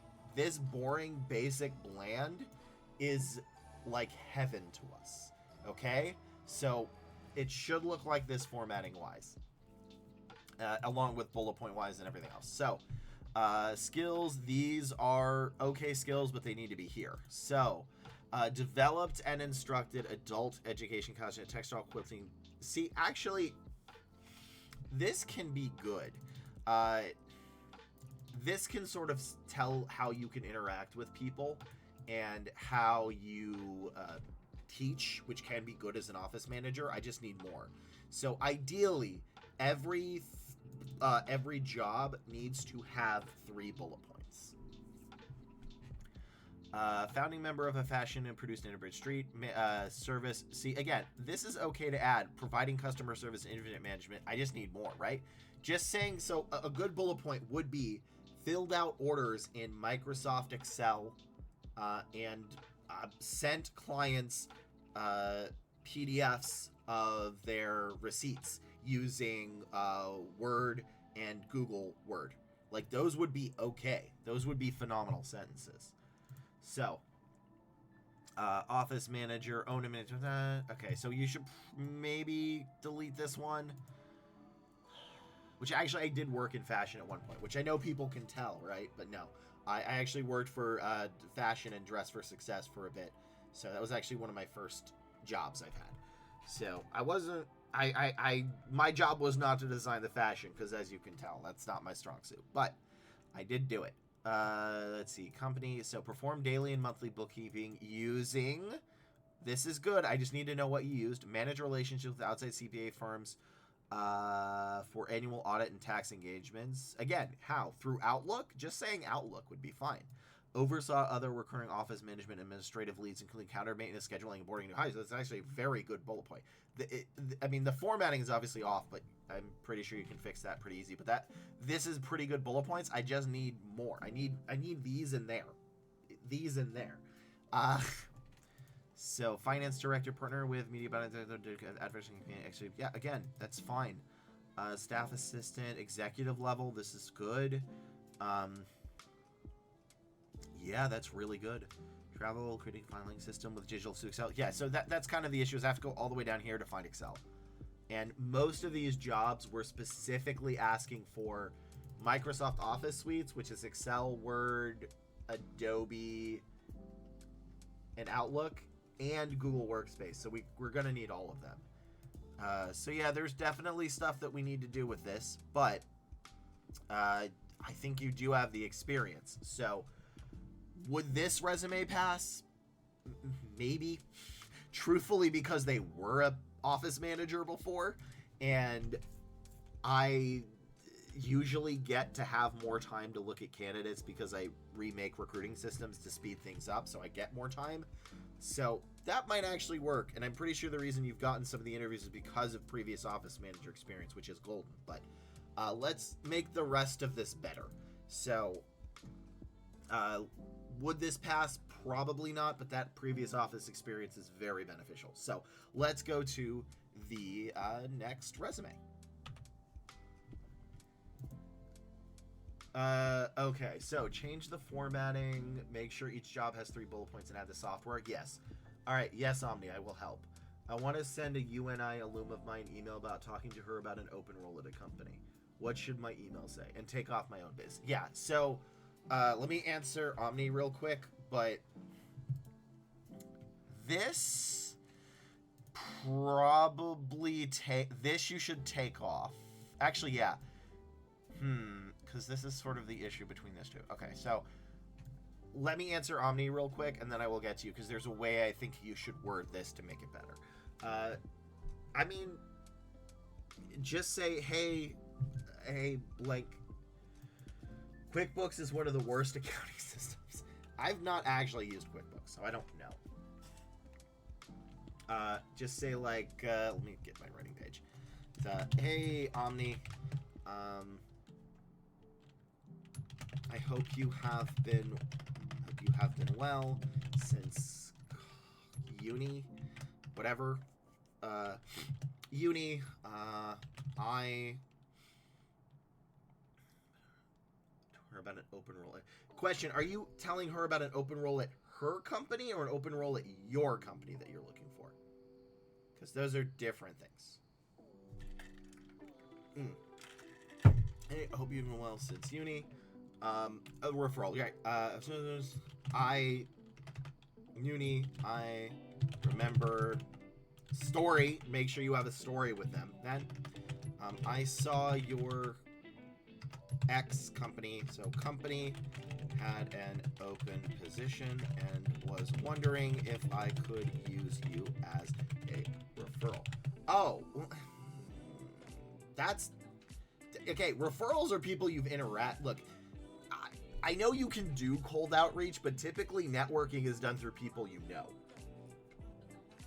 Like, there's a guy that I knew of like 10, 12 years ago named Ronnie.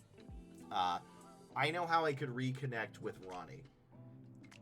I don't know how I could interact with somebody I've never talked to before. So the strategy I had that the book had told. I mean, look, maybe this can work. This is outside my domain.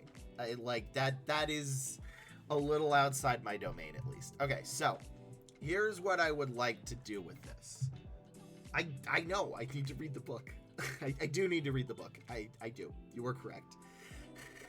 I've been reading Warhammer 40k books. I'm sorry. I like the geeky stuff. I need to do the actual one. All right, so part of it should be single format. So yeah, Moss, make sure to write it like this, okay? So this format, which again, let me know if you need it, but it is on the website. Nothing is more important than 40k, Omni. Nothing. Let's see. People depend on you for their...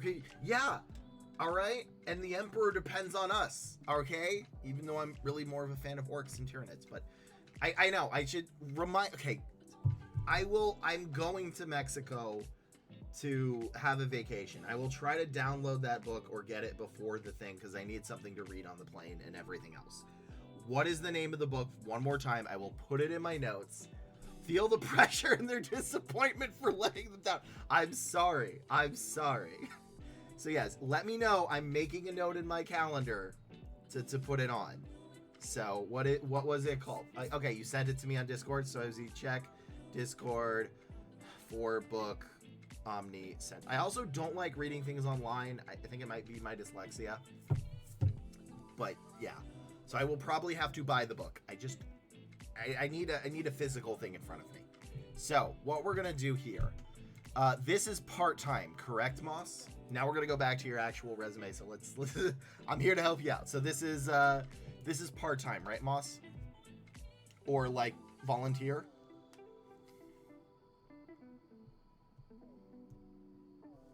Two-hour job search.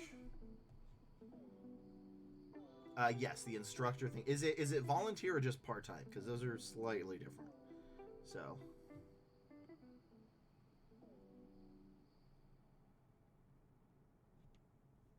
Okay. Paid part-time. Okay, that's interesting. So in that case,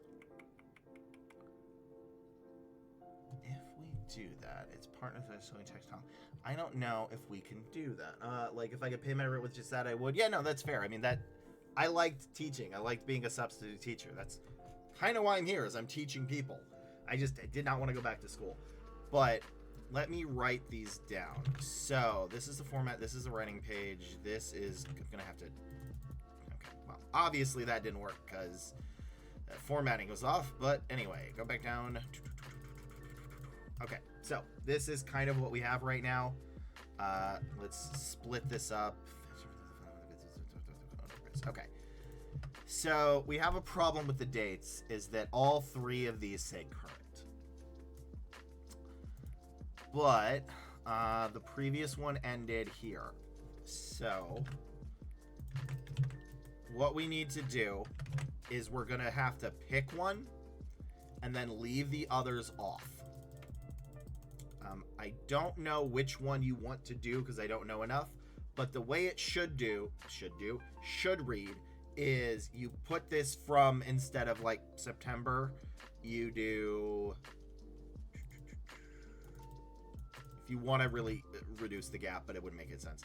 So this June to current, and then you're going to need to pick one of these. All right. So, and this should be okay on the avoiding the dreaded gap. I quit the full-time job. Yeah, that's, I mean, look, I get it. Look, I'm not here to judge you on why you've quit. I've been there before. It's, before I learned how to deal with corporate and before I got therapy, I definitely quit a lot of jobs. So it took me a while to learn. So I'm not going to ask why you quit, because that's your own reason, and that's okay. Yeah. But what we're going to be doing here is I'm going to need you to pick one of these. It doesn't matter which one, but whichever one has the most of these keywords, we're going to pick one and delete the others. So I don't know which one. In addition, even though it's probably going to be the clothing brand, because providing customer service, inventory management, and order fulfillment, this right here you need to expand upon. But if you add 3 or 4 bullet points with just that might be enough already. So I've been at the arsenal longest, would use my boss as a reference, so I picked that one. Clothing brand has more. Yeah, so here's the thing, what you can do, right? This is part-time, I get it. But you can still use them as a reference.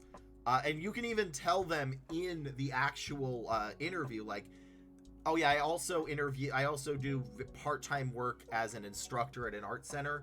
I do it part-time. It's not ever going to be a full-time job. I just enjoy doing it on the weekends or something, as it actually helps me relax.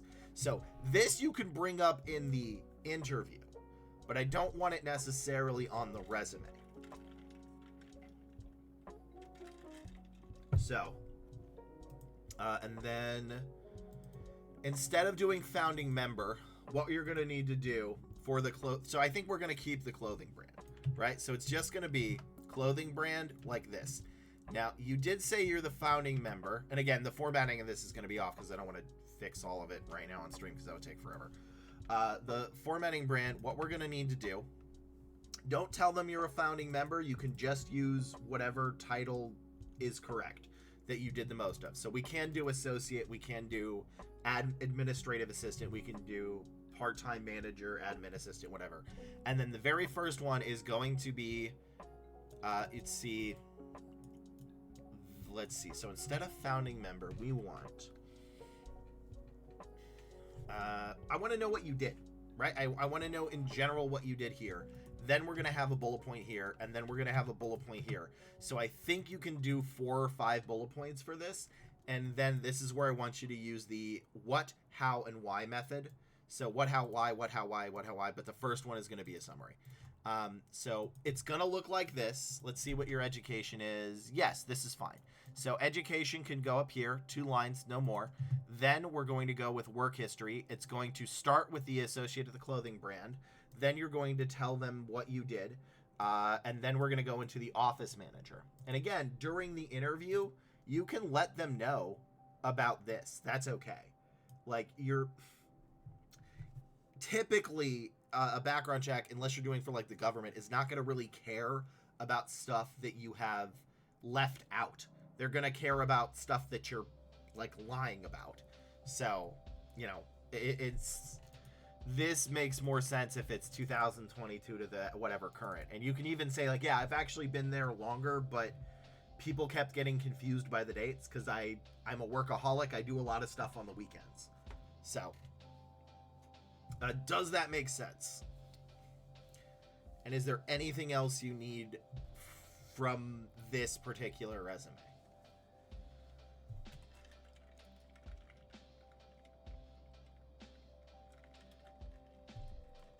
Overlapping duties can be a problem, yes. So they're not necessarily a problem during the interview, but they are kind of a problem outside of it, because there are red flags on a resume that if a manager looks at in an interview, they'll be okay with. And you really, really don't want overlapping dates. Unless you have something that says part-time. But if you say part-time, then they're going to think, well, wait a minute, this is a full-time job. They're not going to do that. So, and then we also don't want to see co-founded. We just want to see whatever your title, clothing brand, and then that. Is there any disadvantage to putting my own biz on there? The two would rather functionally the same duties. Yes. So the 2 biggest red flags on a resume, are owning your own business and job hopping. You do not look like a job hopper, but this is confusing to people because it starts at 2014 and is still there, starts at 2013 is still there, starts at 2011 and is still there, and then this ended between March 2020 and 2022. Like, to somebody that doesn't know you, that's going to confuse the hell out of them. Because it looks like you were working 4 jobs simultaneously. And you might have been. But they're not going to really understand that. So you don't want to say owner. Showing that you are the owner or you started your own company is a giant red flag. During the management, like during the interview, it's not as much of a red flag. You can be like, yeah, I started my own company. And then basically what you said was kind of perfect. Is, yeah, I started my own business because I dreamed of doing it, and it should have been a dream. I really want to work full-time again back for somebody else.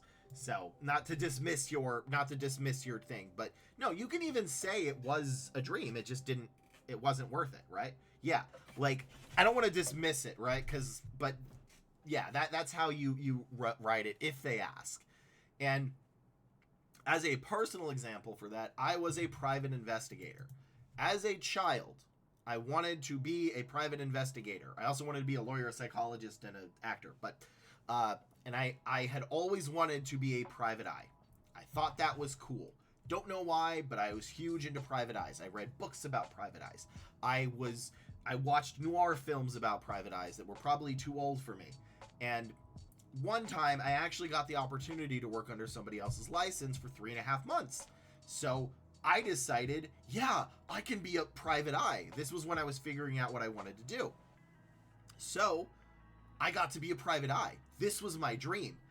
And I never want to do it again. It was a nightmare. I hated it.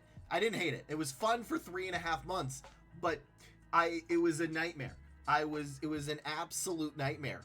It was exhausting. It was I gained like 20 pounds. And in an interview, I can basically say, like, yeah, I wanted to always be, that dream should have been a dream. I apparently wanted to be a stripper archaeologist. Okay, that is funny. If I was your parent, I would tell people that too. That's such a... Jeez Louise. I don't know how to respond to that. Oh, I'm sorry. That was really funny. Yeah, that beats mine. That's hilarious. But yeah, that's it. You can frame it as something you wanted to do, you put full force into, and you realize that it wasn't what you wanted to do. And during the interview, they're okay with that because you get to explain that, but they don't really do that well during the resume. And like, if I ever decided to end my own company and work for others again, I would do the same thing. I would say recruiter at Headless Headhunter, at the Headless Headhunter LLC. And they'd be like, yeah, it's like, well, I wanted to open up my own shop. And I realized after doing it that it was a nightmare. And I really want to go back to working for somebody else internally or on the agency side. So if I ever decide to do that, that's what I would do. So.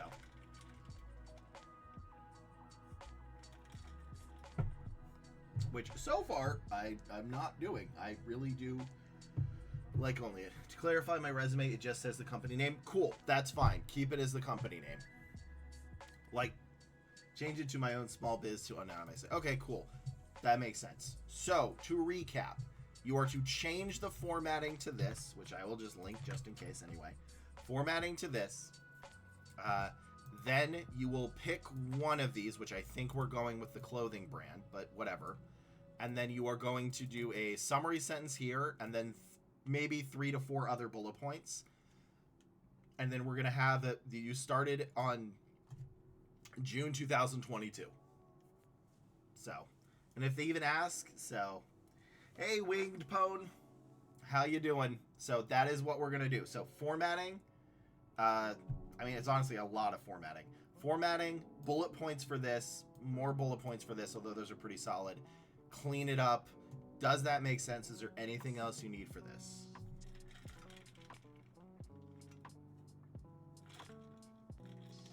Perfecto. Awesome.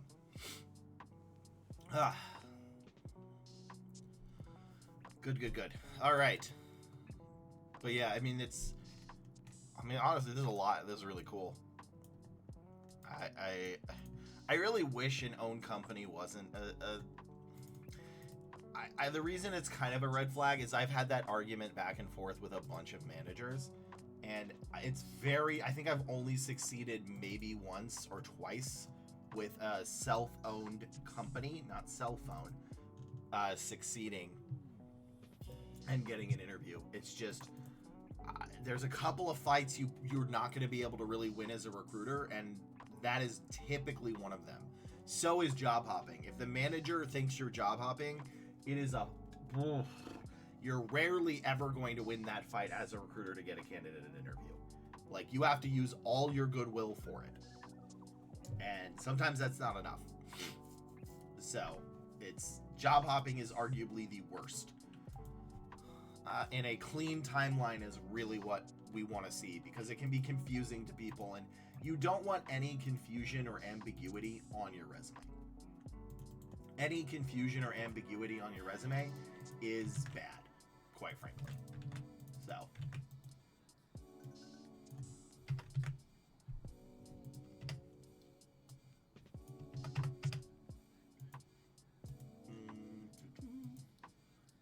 But yeah, Winged Pone, welcome.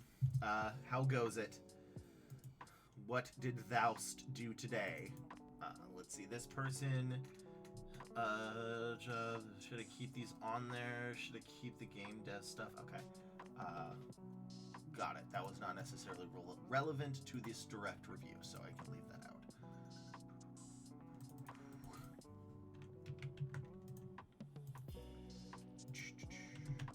stack.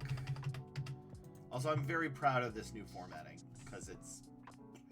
Although I think I need to add something to my YouTube channel at the end of it that says, like, if you... Like a little black screen that says, like, if you want to submit your resume, please go to X and Y.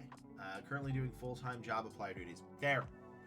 It's rough. Even with my help, I know it's still rough. And time-consuming and exhausting. So... let's see, CICD. Okay, we have an ad in like 50 seconds, so we're gonna have a bear break until then. We're doing it. We're doing a bear break. I'm gonna have that thing. Bear break. Ah, ha ha ha. Bear. Hi. Okay, I don't think he's he's very tired. Okay, wait, hold on. Oh yeah, no, he did the treat. Okay, can we go over here, Bear? Can you go over this side? It was a little easier for people to see you. Yeah, there you go, buddy. Okay, so again, you're getting lots of treats today. But that's why I'm he will get up for a treat. Okay, so, sir. I know, it's a treat. Okay, hold on. Hold on. Paw. Touch. Good boy. Good touch. Okay, there you go. Good boy. Ugh. Slobbered everywhere. There you go, buddy. Yes, good boy. Oh, did I hit a spot? Okay. Yeah. That was it. You got one. You got 3 treats already today, bud. I know. He will move for a treat. I have once seen him, if you moved the treat bag from downstairs, he heard it. From like the other room downstairs in the kitchen, he ran upstairs. Oh, good stretchy, buddy. Hi. Yes, I know I was gone today. I was. Yes. Okay. Oh, okay. What are you sniffing that? Sniff that. Good boy. Hi. Yeah. I know what we... Bear break. Okay. There you go. Come on the other side. Come on this side. Okay, you're not gonna move? Hi. Hello? Okay. Ow! Don't step on my foot! Ow! Why? You have sharp claws. Okay, hi. It's like right there. Oh, okay, don't lick. All right. There you go. Oh, I poked you in the eye. I'm sorry. Can I even show it right over here? He's like under the... No, I can't. Okay. Okay, what do you want? Stop banging on that thing. You're gonna hurt yourself. He's under the desk. Okay, this is so hard to pet you, Bear. Okay. Yeah, that's gross. You slobber.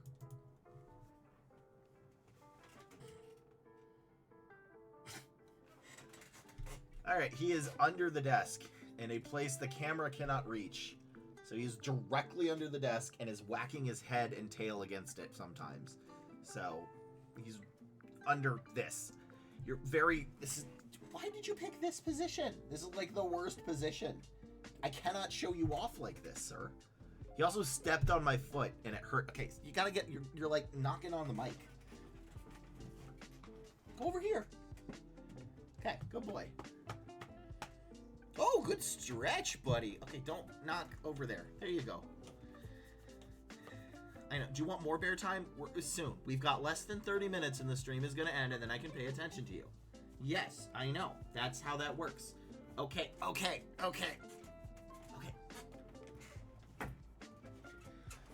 I love that dog. All right. We are at a full stack. That's it. Brain stopped working there.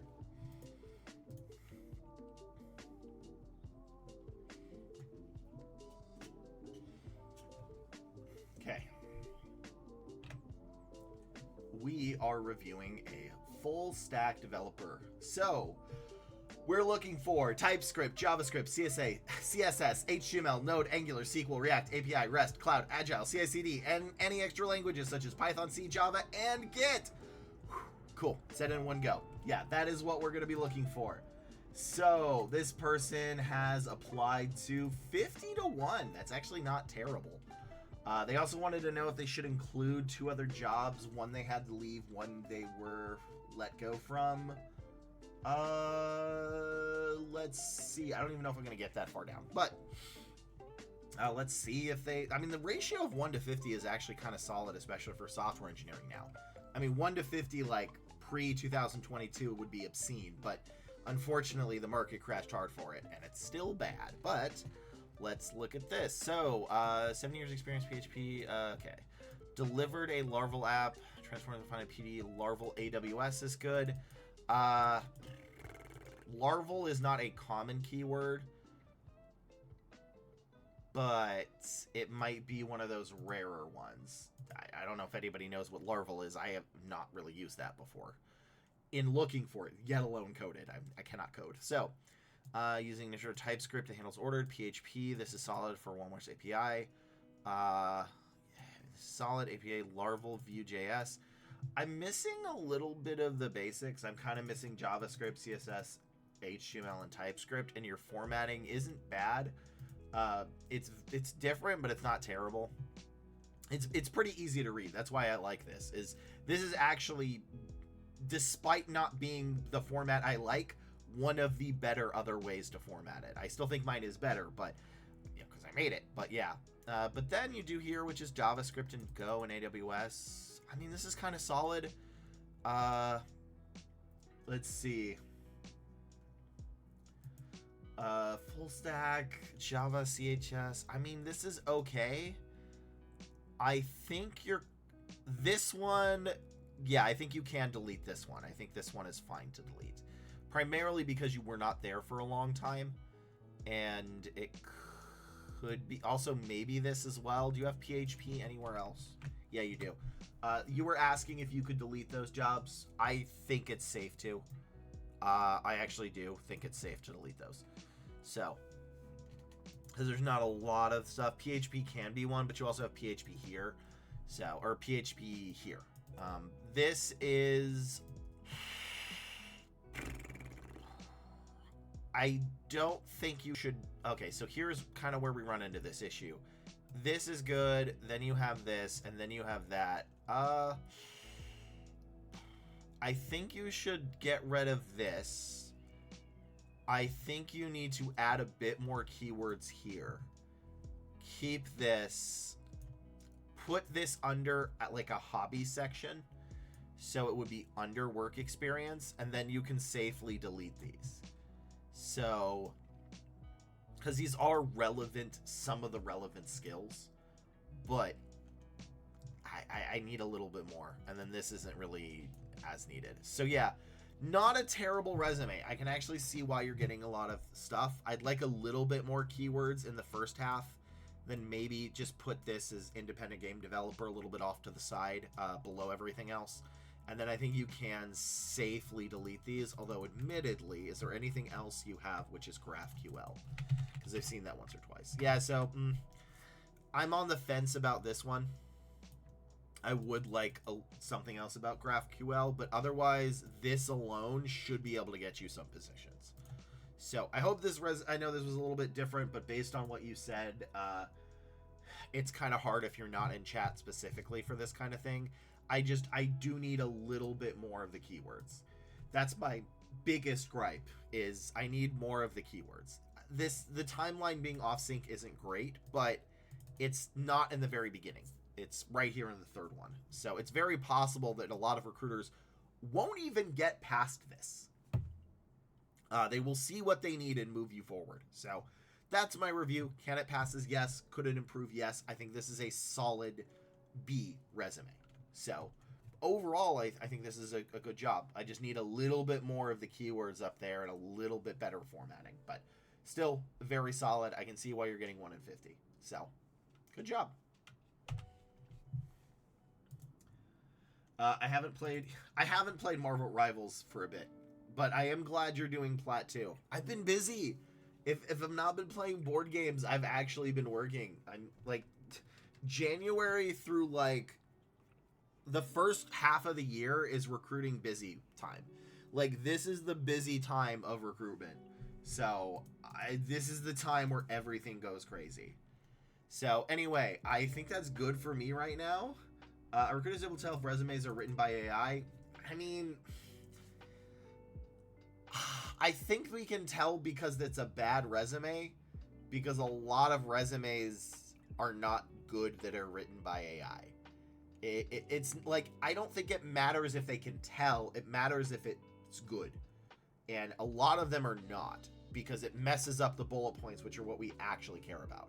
I will say the formatting is usually done pretty accurate by the AI, but the bullet points are gibberish and not what we're looking for typically.